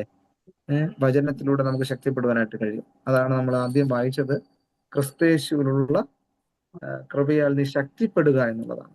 ഓക്കെ, ശക്തിപ്പെടുക. അപ്പോൾ ശക്തി പ്രാപിച്ചു കഴിഞ്ഞാൽ നമുക്ക് പ്രതിസന്ധികൾ അതിജീവിക്കുവാനായിട്ട് കഴിയും. ദൈവവചനത്തിലൂടെ, പ്രാർത്ഥനയിലൂടെ, ആത്മീയമായിട്ടുള്ള നിർദ്ദേശങ്ങളിലൂടെ, ഉപദേശങ്ങളിലൂടെ ഒക്കെ ശക്തി പ്രാപിക്കാനായിട്ട് കഴിയുമെന്നുള്ളതാണ്. ഓക്കെ, ആ ഉത്തരവാദിത്വത്തില് ഒരു ക്രിസ്തീയ വിദ്യാഭ്യാസ ശുശ്രൂഷകന്റെ ഉത്തരവാദിത്വത്തില് 7-ാമത്തെ പോയിന്റ്, സഭയുടെ വിദ്യാഭ്യാസ ശുശ്രൂഷകൾ ഏകോപിപ്പിക്കുക എന്നുള്ളതാണ്. സഭയുടെ വിദ്യാഭ്യാസ ശുശ്രൂഷകൾ ഏകോപിപ്പിക്കുക എന്ന് പറഞ്ഞാൽ സൺഡേ സ്കൂൾ, ബൈബിൾ പഠനം, യുവജന ശുശ്രൂഷ എന്നിവയ്ക്ക് നേതൃത്വം നൽകുക എന്നുള്ളതാണ്. സഭയുടെ വിദ്യാഭ്യാസ ശുശ്രൂഷകൾക്ക് എന്ത് ചെയ്യണം? അവരെ അത് ഏകോപിപ്പിക്കുക എന്നുള്ളതാണ്. എന്ന് പറഞ്ഞാൽ ഒരു സഭയിൽ സൺഡേ സ്കൂൾ അധ്യാപകർ ഉണ്ടാകാം, സൺഡേ സ്കൂളിനെ ലീഡ് ചെയ്യാനായിട്ട് ഒരു ഹെഡ് മാസ്റ്റർ ഒക്കെ നമുക്ക് തിരഞ്ഞെടുക്കാൻ പറ്റും അല്ലേ? അപ്പോൾ അങ്ങനെ അത്തരത്തിൽ വ്യക്തികൾ ഉണ്ടായിരിക്കെ തന്നെ യുവജന പ്രസ്ഥാനങ്ങൾക്ക് നയിക്കാനായിട്ട് വ്യക്തികൾ ഉണ്ടായിരിക്കുമ്പോൾ തന്നെ അതിന്റെ മേൽനോട്ടം പൂർണ്ണമായിട്ടുള്ള ഉത്തരവാദിത്വം ആർക്കായിരിക്കണം? ശുശ്രൂഷകനായിരിക്കണം എന്നുള്ളതാണ്. അപ്പോൾ സൺഡേ സ്കൂളല്ലേ, അതിന് ആൾക്കാരുണ്ട്, അവർ തന്നെ നടത്തിക്കോട്ടെ എന്ന് പറഞ്ഞ് ആ ഉത്തരവാദിത്വത്തിൽ നിന്ന് നമ്മൾ പിന്മാറി പോവുകയല്ല. ആ ഉത്തരവാദിത്വം അവർക്ക് കൊടുക്കുമ്പോൾ തന്നെ നമുക്കൊരു പങ്ക് അതിലുണ്ട് എന്നുള്ളതാണ് അല്ലേ? അത്തരത്തിലുള്ള വ്യക്തികളും ചിന്തിക്കണം, ഓക്കെ, ഞങ്ങളോടൊപ്പം ശുശ്രൂഷകനും ഉണ്ട്, നമുക്ക് യഥാസമയം ആവശ്യമായിട്ടുള്ള നിർദ്ദേശങ്ങളും ഉപദേശങ്ങളും നമുക്ക് നൽകി തരും, നമ്മോടൊപ്പം ഉണ്ട് എന്നുള്ള ചിന്ത അവർക്കും ഉണ്ടെങ്കിൽ മാത്രമേ അവർ ഏറ്റെടുക്കുന്ന ഉത്തരവാദിത്വം നന്നായിട്ട് ചെയ്യാനായിട്ട് കഴിയുകയുള്ളൂ. അപ്പോൾ യുവജനങ്ങളുടെ പ്രോഗ്രാം നടക്കുമ്പോൾ ദേവദാസൻ പ്രോഗ്രാം ഒന്നും എടുത്തില്ലെങ്കിൽ പോലും അവരോടൊപ്പം ഇരിക്കുന്നത് അവർക്കൊരു സന്തോഷം അല്ലെ? അവരെടുക്കുന്ന പ്രോഗ്രാമുകളൊന്ന് പ്രോത്സാഹിപ്പിക്കുന്നത്, നല്ല വാക്കുകൾ പറയുന്നത്, നല്ല വാക്ക് ആദ്യം അപ്രിഷിയേറ്റ് ചെയ്യണം, അവരെ നല്ല വാക്ക് പറയണം അല്ലേ? എങ്കിലേ ദേവദാസൻ പറയുന്ന ഉപദേശങ്ങൾ അവർ കൈക്കൊള്ളുള്ളൂ. ഇതെല്ലാത്തിനും ക്രിട്ടിസൈസ് ചെയ്ത് കഴിഞ്ഞാൽ, നീ ഇന്ന് ഡാൻസ് ചെയ്തത് കൊള്ളത്തില്ലായിരുന്നു, അല്ലെങ്കിൽ ആ പാട്ട് കൊള്ളത്തില്ലായിരുന്നു, അല്ലെങ്കിൽ ഈ പ്രസംഗം ഇങ്ങനെയല്ല പ്രസംഗിക്കേണ്ടത് എന്ന് പറഞ്ഞു കഴിഞ്ഞാൽ അവരെ അഭിനന്ദിക്കാതെ, അവരെ അപ്രിഷിയേറ്റ് ചെയ്യാതെ എപ്പോഴും ക്രിട്ടിസൈസ് ആണ് ചെയ്യുന്നുണ്ടെങ്കിൽ ആ ദേവദാസന്റെ സാന്നിധ്യം പോലും കുഞ്ഞുങ്ങൾ ആഗ്രഹിക്കത്തില്ല അല്ലേ? അപ്പോ എല്ലാവരും ഒന്ന് ഏകോപിപ്പിക്കുക എന്നുള്ളതാണ്. അപ്പോ ഇത് ഒരു സഭയാകുമ്പോൾ സൺഡേ സ്കൂള്, മറ്റ് യുവജന പ്രസ്ഥാനം, ഇനി ലേഡീസ് പ്രെയർ അല്ലെ, ഫെലോഷിപ്പ്, പിന്നെ ഇതുപോലുള്ള ഇത്തരത്തിലുള്ള പ്രോഗ്രാമുകളുണ്ട്. അപ്പൊ ഈ പ്രോഗ്രാമുകളൊക്കെ സഭയ്ക്ക് ആത്മീയമായ വർധന വരുത്തുന്നതും അതിലൂടെ അറിവ് ആത്മീയമായിട്ട് ഉണ്ടാകുന്ന ഒരു കാര്യമാണ്. അപ്പോൾ ഇത്തരത്തിൽ ഉള്ള കാര്യങ്ങൾ ഒരു ശുശ്രൂഷകൻ എന്ന നിലയിൽ അറിഞ്ഞിരിക്കേണ്ടതും തന്റെ ഉത്തരവാദിത്തത്തിൽ വരുന്നതുമായിട്ടുള്ള കാര്യങ്ങളാണ്. അപ്പോൾ 7 കാര്യങ്ങളാണ്. ഒന്നുകൂടെ ഞാൻ ആ പോയിന്റ് പറയാം, നിങ്ങൾ എല്ലാവരും അത് നോട്ട് ചെയ്തെന്ന് വിശ്വസിക്കുന്നു. ഒരു ശുശ്രൂഷകൻ എന്ന നിലയിൽ ക്രിസ്തീയ വിദ്യാഭ്യാസത്തിൽ ഒരു ശുശ്രൂഷന്റെ ഉത്തരവാദിത്തങ്ങളാണ്: 1, ദൈവവചനം പഠിപ്പിക്കുക; 2, ആത്മീയ വളർച്ചയെ പ്രോത്സാഹിപ്പിക്കുക; 3, ശിഷ്യത്വ പരിശീലനം നൽകുക; 4, അധ്യാപകരെ പരിശീലിപ്പിക്കുക; 5, മാതാപിതാക്കളെ പ്രോത്സാഹിപ്പിക്കുക; 6, കൗൺസിലിങ്ങും മാർഗനിർദ്ദേശവും നൽകുക; അവസാനമായിട്ട് 7ാമത്തെ പോയിന്റ്, സഭയുടെ വിദ്യാഭ്യാസ ശുശ്രൂഷകൾ ഏകോപിപ്പിക്കുക. ഉദാഹരണം, സൺഡേ സ്കൂൾ, യുവജന പ്രസ്ഥാനം, പിന്നെ ബൈബിൾ സ്റ്റഡി, ബൈബിൾ പഠനം. ചിലപ്പോ ചില സഭകളില് ദേവദാസൻ മറ്റുള്ള ആരെങ്കിലും ആയിരിക്കാം ഗസ്റ്റ് ആയിട്ട് ബൈബിൾ പഠനത്തിന് വേണ്ടി, ബൈബിൾ വേദ അധ്യാപകരായിട്ടുള്ള വ്യക്തികളെ ചിലപ്പോൾ ഗസ്റ്റായിട്ട് വിളിപ്പിച്ച് ആഴ്ചതോറും പഠിപ്പിക്കും അല്ലേ? ഒക്കെ അങ്ങനെ നമുക്ക് ചെയ്യാം. അത് ജനങ്ങൾക്ക് ഒരു ഉത്സാഹത്തിനും ഒരു അറിവിനും കാരണമായി തീരും. ഓക്കെ, ഞാൻ തന്നെ പഠിപ്പിച്ചില്ല എങ്കിൽ എന്നെ കുറിച്ച് എന്ത് വിശ്വാസികൾ ചിന്തിക്കും? അത് തെറ്റിദ്ധാരണയാണ് അല്ലേ? നമ്മെക്കാൾ അറിവുള്ള ഒരു വ്യക്തിയെ അറിവുള്ള കാര്യങ്ങൾ വിളിച്ച് അത് പഠിപ്പിക്കുന്നത് അത് നല്ലതാണ്. നമ്മുടെ ബഹുമാനം കൂടുകയുള്ളൂ അല്ലേ? ജനങ്ങൾക്ക് നമ്മോടുള്ള ബഹുമാനം കൂടുകയേ ചെയ്യുള്ളൂ. ഓക്കെ, ഈ 7 പോയിന്റിൽ എന്തെങ്കിലും നിങ്ങൾക്ക് സംശയമുണ്ടോ? അതല്ലെങ്കിൽ എന്തെങ്കിലും ആഡ് ചെയ്യാനായിട്ടുണ്ടെങ്കിൽ അത് പറഞ്ഞു കഴിഞ്ഞാൽ അത് എനിക്കും കൂടെ ഒരു പഠനത്തിന് കാരണമായി തീരും. ഞാൻ തന്നെ പറഞ്ഞുകൊണ്ടിരിക്കാതെ. ഓക്കെ, നിങ്ങൾക്ക് മനസ്സിലായോ? എല്ലാം അറിയാവുന്ന ഒരു കാര്യമാണ് ഞാൻ പറഞ്ഞത്, പുതുതായിട്ടൊന്നും പറഞ്ഞില്ല. ഓക്കെ, ഇതൊക്കെ നമുക്ക് അറിയാവുന്ന കാര്യങ്ങളാണ്. അത് ഓർഡറായിട്ട് ഞാൻ പറഞ്ഞതേ ഉള്ളൂ. എല്ലാ പോയിന്റും നിങ്ങൾക്ക് കിട്ടിയായിരുന്നു? ഏതെങ്കിലും നിങ്ങൾക്ക് സംശയമായിട്ട് ആർക്കെങ്കിലും ഉണ്ടെങ്കിൽ അത് ചോദിക്കാം. ഇനി ബൈബിൾ വീക്ഷണത്തിൽ ചില പോയിന്റുകൾ കൂടെ ഉണ്ട്, നമുക്ക് ഒരു 10-15 മിനിറ്റ് കൊണ്ട് തീർക്കാം. ഞാൻ പറഞ്ഞത് മനസ്സിലായോ? മനസ്സിലാകുന്നുണ്ടായിരുന്നു? Okay, thank you. ഓക്കെ, ആർക്കും സംശയമില്ലെന്നുണ്ടെങ്കിൽ നമുക്ക് അതിൽ തന്നെ ചില ബൈബിൾ ബിബ്ലിക്കൽ റെഫറൻസിലേക്ക് നമുക്ക് കടന്നു പോകാം. അതായത് ഓക്കെ,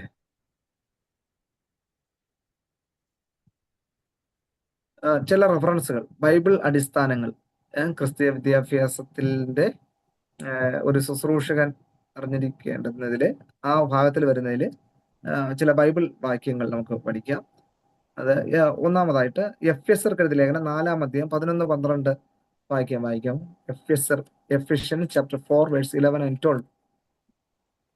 അവൻ ചിലരെ അപ്പോസ്തലന്മാരായും ചിലരെ പ്രവാചകന്മാരായും ചിലരെ സുവിശേഷകന്മാരായും ചിലരെ ഇടയന്മാരായും ഉപദേഷ്ടാക്കന്മാരായും നിയമിച്ചിരിക്കുന്നു.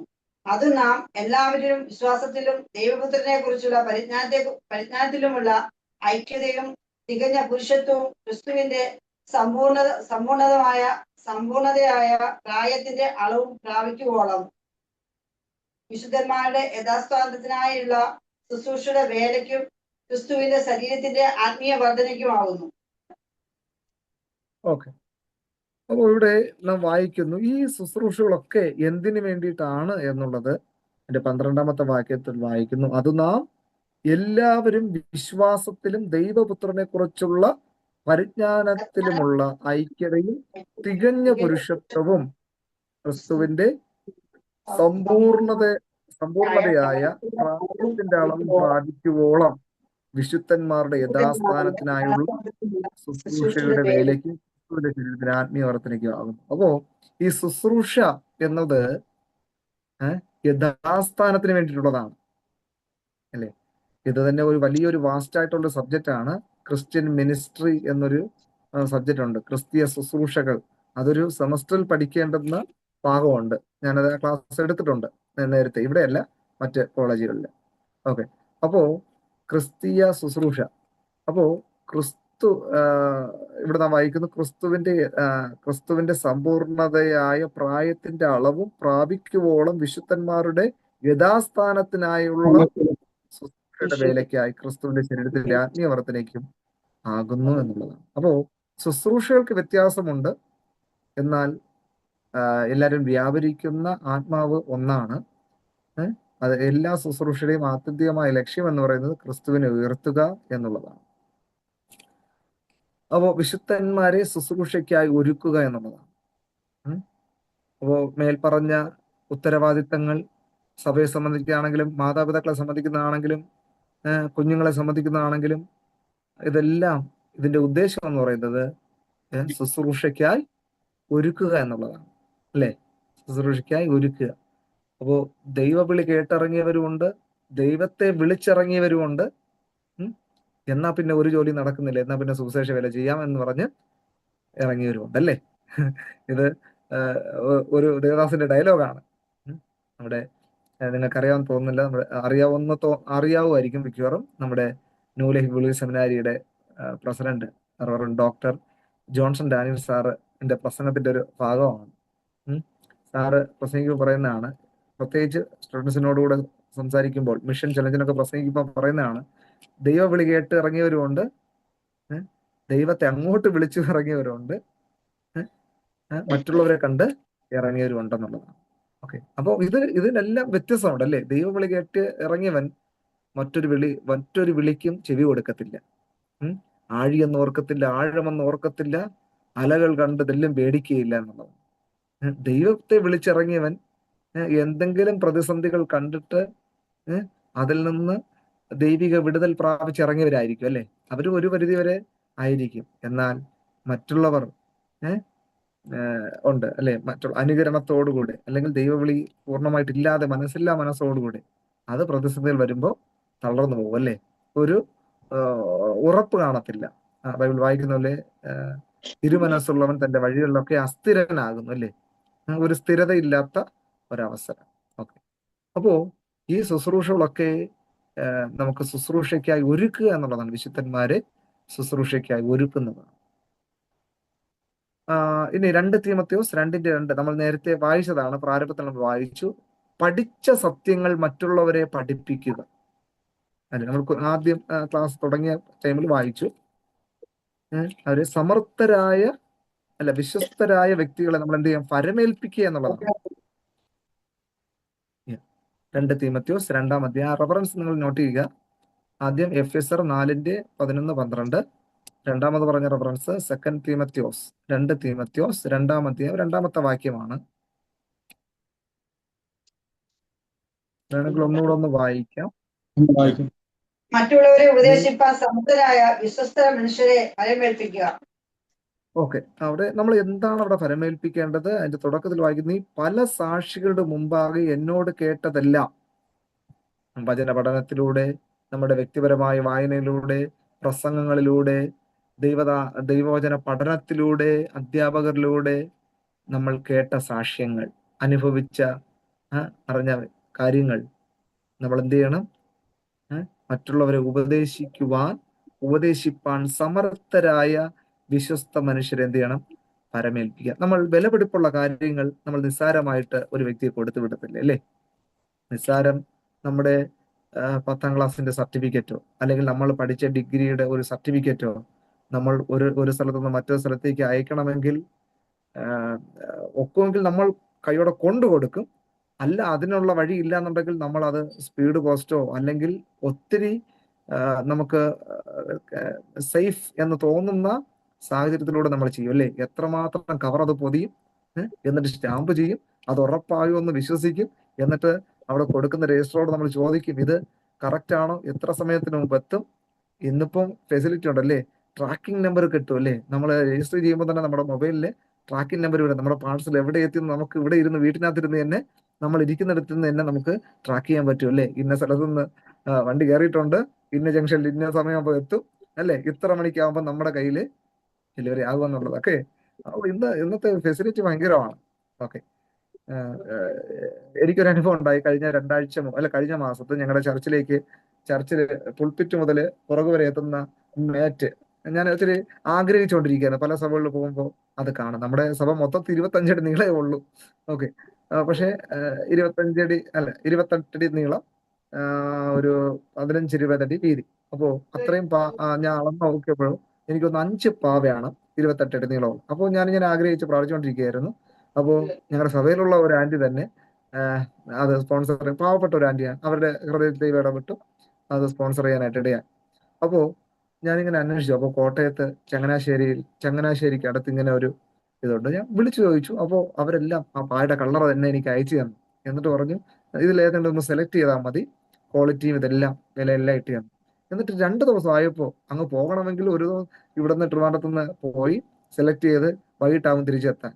പിന്നെയും ഒരു കാറോ എന്തെങ്കിലും കൊണ്ടുപോകണം, അല്ലെങ്കിൽ അതിന്റെ സംവിധാനം ചെയ്യണം. പക്ഷേ ഇവിടെ ഇരുന്ന് തന്നെ അങ്ങ് പോകാതെ 2 ദിവസം ആയപ്പോഴേക്കും ഞാൻ താമസിക്കുന്ന സ്ഥലത്ത് തന്നെ വന്നു, 2 കിലോമീറ്റർ പോയി അത് കളക്ട് ചെയ്തു.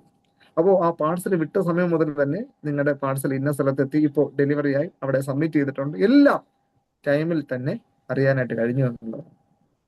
ഓക്കെ, അപ്പോ ഞാൻ പറഞ്ഞു വരുന്ന ആശയം എന്ന് പറയുന്നത്, ദൈവവചനം നമ്മൾ വിശ്വസ്തരായ വ്യക്തികളെ നമ്മൾ എന്ത് ചെയ്യണം? പരമേൽപ്പിക്കുക എന്നുള്ളത്. ഇത് എല്ലാവർക്കും എടുത്ത് ഉപയോഗിക്കാൻ പറ്റുന്നതല്ല. ആ ശുശ്രൂഷ എന്ന് പറയുന്നത് സ്പെസിഫിക് ആയിട്ട് ദൈവിക വിളി ഉള്ളവർക്ക് മാത്രമേ ആ ശുശ്രൂഷ നമുക്ക് ചെയ്യാനായിട്ട് കഴിയുള്ളൂ. അതുകൊണ്ടാണ് അപ്പോസ്തലൻ പൗലോസ് പറയുന്നത്, നിങ്ങളുടെ വിളിയും തിരഞ്ഞെടുപ്പ് അധികം ഉറപ്പാക്കാനായിട്ട് ശ്രമിക്കണം. എല്ലാവർക്കും ഉള്ള വിളി ഒന്നല്ല, അല്ലേ? ചിലർക്ക് സഭാ ശുശ്രൂഷയായിരിക്കാം, ചിലർക്ക് പ്രവചന ശുശ്രൂഷയായിരിക്കാം, അപ്പോസ്തലിക ശുശ്രൂഷയായിരിക്കാം, ഇടയ ശുശ്രൂഷയായിരിക്കാം, ഇവാഞ്ചലിസ്റ്റ്. എല്ലാവരും സുവിശേഷകരാണ്. കർത്താവിനെ സന്ദർശനമായി സ്വീകരിച്ച എല്ലാവരും ഇവാഞ്ചലിസ്റ്റ് ആണ്, അല്ലെ? ആ സുവിശേഷം നമ്മൾ പറയാനായിട്ട് നിർബന്ധം നമ്മുടെ മേലുണ്ട്. അത് ചെയ്തില്ലെങ്കിൽ നമുക്ക് അയ്യോ കഷ്ടം എന്നാണ് അപ്പോസ്തലൻ പൗലോസ് പറയുന്നത്. ഓക്കെ, അപ്പോ ഇനി മറ്റുള്ളവരെ ഹെൽപ്പ് ചെയ്യുന്നതായിരിക്കാം, അനാഥരെയും വിധവന്മാരെ അവരുടെ സങ്കടത്തിൽ പോയി കാണുന്നതായിരിക്കാം, ഒക്കെ വ്യത്യസ്തമായ ശുശ്രൂഷ. നമ്മൾ എന്ത് ദൈവനാമത്തിൽ ചെയ്യുന്നതോ അതെല്ലാം ശുശ്രൂഷയാണ്, അല്ലേ? ഇനി ചർച്ച് ഒന്ന് ക്ലീൻ ചെയ്ത് നന്നായിട്ട് മേറ്റ് വിരിക്കുകയും ചെയറെല്ലാം അതേ വൃത്തിയായിട്ട് നീറ്റായിട്ട് വെക്കുന്നതായിരിക്കും, അതൊരു ശുശ്രൂഷയാണ്, അല്ലെ? ഓരോരുത്തർക്കും ചിലർക്ക് പ്രാർത്ഥിക്കാനായിട്ടുള്ള ശുശ്രൂഷയായിരിക്കാം, ചിലർക്ക് ആത്മാക്കൾക്ക് വേണ്ടി ഉപവസിപ്പാനും ഒക്കെയുള്ള ശുശ്രൂഷയായിരിക്കും. ഇതൊക്കെ ശുശ്രൂഷയുടെ ഭാഗമാണ്. ഓക്കെ, അതാണ് 2 തീമോഥെയോസ് 2:2. ഇനി ഒരു റെഫറൻസ് ഉണ്ട്, അതോടെ പറഞ്ഞ് നമുക്ക് നിർത്താം. 1 പത്രോസ്, 1 Peter chapter 5 verse 2 and 3. 1 പത്രോസ് ചാപ്റ്റർ 5-ാം അധ്യായം 2-3 വാക്യങ്ങൾ ഒന്ന് നിർത്തി ഒന്ന് വായിക്കും. നിങ്ങളുടെ വിചാരണയിലുള്ള ദൈവത്തിന്റെ ആട്ടിൻകൂട്ടത്തെ മേയിച്ചുകൊള്ളുകയും നിർബന്ധത്താലല്ല, ദൈവത്തിന് ഹിതമാവണ്ണം മനഃപൂർവമായും ദുരാഗ്രഹത്തോടല്ല, ഉന്മേഷത്തോടും ഇടവകകളുടെ മേൽ കർത്തൃത്വവും നടത്തുന്നവരായിട്ടല്ല, ആട്ടിൻകൂട്ടത്തിനും മാതൃകകളായി തീർന്നത് കൊണ്ട് അധ്യക്ഷത ചെയ്യുകയും. ഓക്കെ. അപ്പോ ഇവിടെ ആ വാക്യങ്ങൾ വളരെ അർത്ഥവത്താണ്. നിങ്ങളിലുള്ള മൂപ്പന്മാർ. ഓക്കെ, രണ്ടാമത്തെ വാക്യം മുതൽ അല്ലേ വായിച്ചത്? നിങ്ങളുടെ വിചാരണയിലുള്ള ദൈവത്തിന്റെ ആട്ടിൻകൂട്ടത്തെ മേയിച്ചുകൊള്ളുവിൻ. അപ്പോൾ ഇത് പർട്ടിക്കുലർ ആയിട്ട് പറയുമ്പോൾ ഒരു ഇടയ ശുശ്രൂഷ ചെയ്യുന്ന വ്യക്തികളെ കുറിച്ചാണ് ഇത് പറയുന്നത്, അല്ലെ? നിങ്ങളുടെ വിചാരണയിലുള്ള ദൈവത്തിന്റെ ആട്ടിൻകൂട്ടത്തെ മേയിച്ചുകൊള്ളുവിൻ. ചിലപ്പോ 5 പേരായിരിക്കാം ദൈവം നമുക്ക് തന്നിരിക്കുന്നത്, ചിലപ്പോൾ 50 പേരായിരിക്കാം, ചിലപ്പോൾ 500 പേരായിരിക്കാം, ചിലപ്പോൾ 2 പേരായിരിക്കാം. പക്ഷെ ദൈവം നമുക്ക് തന്നിരിക്കുന്ന നിങ്ങളുടെ വിചാരണയിലുള്ള ദൈവത്തിന്റെ ആട്ടിൻകൂട്ടത്തെ മേയിച്ചുകൊള്ളുവീൻ എന്നാണ്. അപ്പോൾ അത്രയും ആ ഒരു റെസ്പോൺസിബിലിറ്റി, ഉത്തരവാദിത്തം ദൈവം നമുക്ക് തന്നിരിക്കുന്നു. എങ്ങനെ അത് നയിക്കണമെന്നും പറഞ്ഞിരിക്കുന്നു. കണ്ടീഷൻ നിർബന്ധത്താലല്ല, പിന്നെ എങ്ങനെ ദൈവത്തിന് ഹിതമാം വണ്ണം മനഃപൂർവമായും, പിന്നെ അടുത്ത് പറയുന്നു ദുരാഗ്രഹത്തോടെ അല്ല, പിന്നെ എങ്ങനെയാണ് ഉന്മേഷത്തോടും ഇടവകകളുടെ മേൽ കർത്തൃത്വം നടത്തുന്നവരായിട്ടല്ല. 3 കാര്യം എടുത്തു പറയുന്നു. ഒന്ന്, നിർബന്ധത്താൽ ചെയ്യേണ്ട കാര്യമല്ല ഇത്. പിന്നെ ദുരാഗ്രഹത്തോടെ ചെയ്യരുത്, കർത്തൃത്വം നടത്തുന്നവരായിട്ട് ചെയ്യരുത്, അല്ലേ? എന്ന് പറഞ്ഞാൽ നമ്മൾ നേരത്തെ പറഞ്ഞു, ഗലാത്യർ 6:1, സഹോദരന്മാരെ ഒരുവൻ വല്ല തെറ്റും അകപ്പെട്ടു പോയാൽ ആത്മീയരായ നമ്മൾ എന്ത് ചെയ്യണം? അവരെ സൗമ്യതയുടെ ആത്മാവിൽ എന്തിനെ യഥാസ്ഥാനപ്പെടുത്തും. അപ്പോ എല്ലാ വിശ്വാസികളും ആത്മീയ ആരോഗ്യമുള്ളവരായിരിക്കുകയില്ല. ദശാംശം കൊടുക്കുന്നവർ കാണാം, കൊടുക്കാത്തവർ കാണാം. അറിഞ്ഞിട്ട് ചെയ്യാതിരിക്കുമ്പോഴാണ് ശുശ്രൂഷകന്മാർക്ക് വിഷമവും ദേഷ്യവും ഒക്കെ ഉണ്ടാകുന്നത്, അല്ലേ? എന്നാൽ ഓക്കെ, ഇടവകകളുടെ മേൽ കർത്തൃത്വം നടത്തുന്നവരായിട്ടല്ല, ആട്ടിൻകൂട്ടത്തിന് എന്ത് ചെയ്യണം? മാതൃകകളായിരുന്നു കൊണ്ട് അധ്യക്ഷത ചെയ്യുവീൻ എന്നുള്ളതാണ്. എന്നിട്ട് പറയുന്നത്, ഇടയന്മാർക്ക് സന്തോഷിപ്പാനായിട്ടുള്ള ഒരു പ്രോമിസ് അവിടെ 4-ാമത്തെ വാക്യത്തിലുണ്ട്. എന്നാൽ ഇടയ ശ്രേഷ്ഠൻ പ്രത്യക്ഷനാകുമ്പോൾ നിങ്ങൾ തേജസ്സിന്റെ വാടാത്ത കിരീടം പ്രാപിക്കും. അപ്പോൾ നമ്മുടെ ഫൈനൽ റിവാർഡ് നമുക്ക് ലഭിക്കുന്നത് എവിടെയാണ്? ശുശ്രൂഷന്മാർക്ക് ലഭിക്കുന്നത് ഇടയ ശ്രേഷ്ഠൻ പ്രത്യക്ഷനാകുമ്പോഴാണ്. അപ്പോൾ ഇവിടെ കിട്ടുന്നതൊക്കെ ചെറിയൊരു ഓണറേറിയം മാത്രമാണ്, ചെറിയൊരു സപ്പോർട്ട്, അല്ലേ? അപ്പോൾ നമുക്കുള്ള യഥാർത്ഥമായ പ്രതിഫലം തരുന്നത് നമ്മുടെ മാസ്റ്റർ വരുമ്പോൾ, അല്ലേ? നമുക്ക് യഥാർത്ഥമായിട്ടുള്ള പ്രതിഫലം ലഭിക്കാനായിട്ട് ഇടയാകുമെന്നുള്ളതാണ്. ഓക്കെ. അപ്പോ ഓക്കെ, ഇവിടെ ഒരു 3-ാമത്തെ കാര്യത്തില് ഇടവകകളുടെ മേൽ കർത്തൃത്വം നടത്തുന്നു. ഒരച്ഛൻ, ഒരു പള്ളി വികാരി മറ്റൊരു ഇടവകയിലേക്ക് മാറിപ്പോയപ്പോ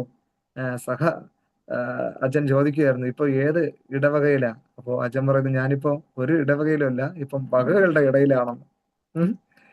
അച്ഛൻ തന്റെ ശുശ്രൂഷയിൽ മടുത്തിട്ട് പറഞ്ഞു വരികയാണ്, ഞാന് ഒരു ഇടവകയിലല്ല, ഇപ്പം വകകളുടെ ഇടയിലാണ്. ഓക്കെ. എന്ന് പറഞ്ഞാൽ മറ്റൊരു ദൈവദാസൻ പറഞ്ഞൊരു കാര്യമാണ്, ആടുകളെ മേയ്ക്കാൻ എളുപ്പമാണ്, പക്ഷെ പന്നികളെ മേയ്ക്കാൻ ഇച്ചിരി പാടാണ്, അല്ലേ? അപ്പോ ഇങ്ങനെയാണ് ശുശ്രൂഷയിൽ നിൽക്കുന്നവർക്കറിയാം നിങ്ങളുടെ അനുഭവങ്ങളൊക്കെ, അല്ലേ? ഓരോ സമയങ്ങൾക്ക് ഉണ്ടാകുന്ന അനുഭവങ്ങളൊക്കെ വരുമ്പോൾ ആട്ടിൻകൂട്ടത്തെ മേയ്ക്കാൻ എളുപ്പമാണ്, പക്ഷേ ഓക്കെ, എന്നാൽ നമ്മൾ അതിലൊന്നും അധൈര്യപ്പെട്ടു പോകരുത്. അവിടെ വായിക്കുന്നു 4-ാമത്തെ വാക്യം, എന്നാൽ ഇടയ ശ്രേഷ്ഠൻ പ്രത്യക്ഷനാകുമ്പോൾ നമുക്ക് എന്ത് ചെയ്യും? തേജസ്സിന്റെ വാടാത്ത കിരീടം. അതാണ് നമുക്ക് മുന്നോട്ട് ജീവിക്കാനായിട്ടുള്ള ഒരു മൈലേജ് എന്ന് പറയുന്നത്, അല്ലെ? ഊർജം പകർന്നു തരുന്നത് ഇത്തരത്തിലുള്ള ദൈവിക വചനങ്ങളാണ്. ഓക്കെ. അപ്പോ ഇത്രയും കാര്യങ്ങളാണ് ഞാൻ ഇന്ന് പറയാനായിട്ട് ഉദ്ദേശിച്ചിരുന്നത്. ഒരു തടസ്സമില്ലാതെ ഇത് ഇത്രയും നമുക്ക് മനസ്സിലാക്കാനായിട്ട് കഴിഞ്ഞു എന്നാണ് ഞാൻ വിശ്വസിക്കുന്നത്. ഏതെങ്കിലും കാര്യങ്ങളിൽ നിങ്ങൾക്ക് പോയിന്റ് ആഡ് ചെയ്യാനായിട്ടുണ്ടെങ്കിലോ അല്ലെങ്കിൽ പറയാനുണ്ടെങ്കിൽ ഇപ്പോ പൊതുവായിട്ട് ക്ലാസ്സിലുള്ള അഭിപ്രായം സമയമാണ്. No problem, feel free to talk. നിങ്ങൾക്ക് പറയാം, അതായിരിക്കും കൂടെ ഒരു പഠനത്തിന് കാരണമാകും. ഞാൻ നിങ്ങൾ അപ്രിഷ്യേറ്റ് ചെയ്യുന്നു, എപ്പോഴും അപ്രിഷ്യേറ്റ് ചെയ്യുന്ന ഒരു കാര്യമാണ്. മറ്റ്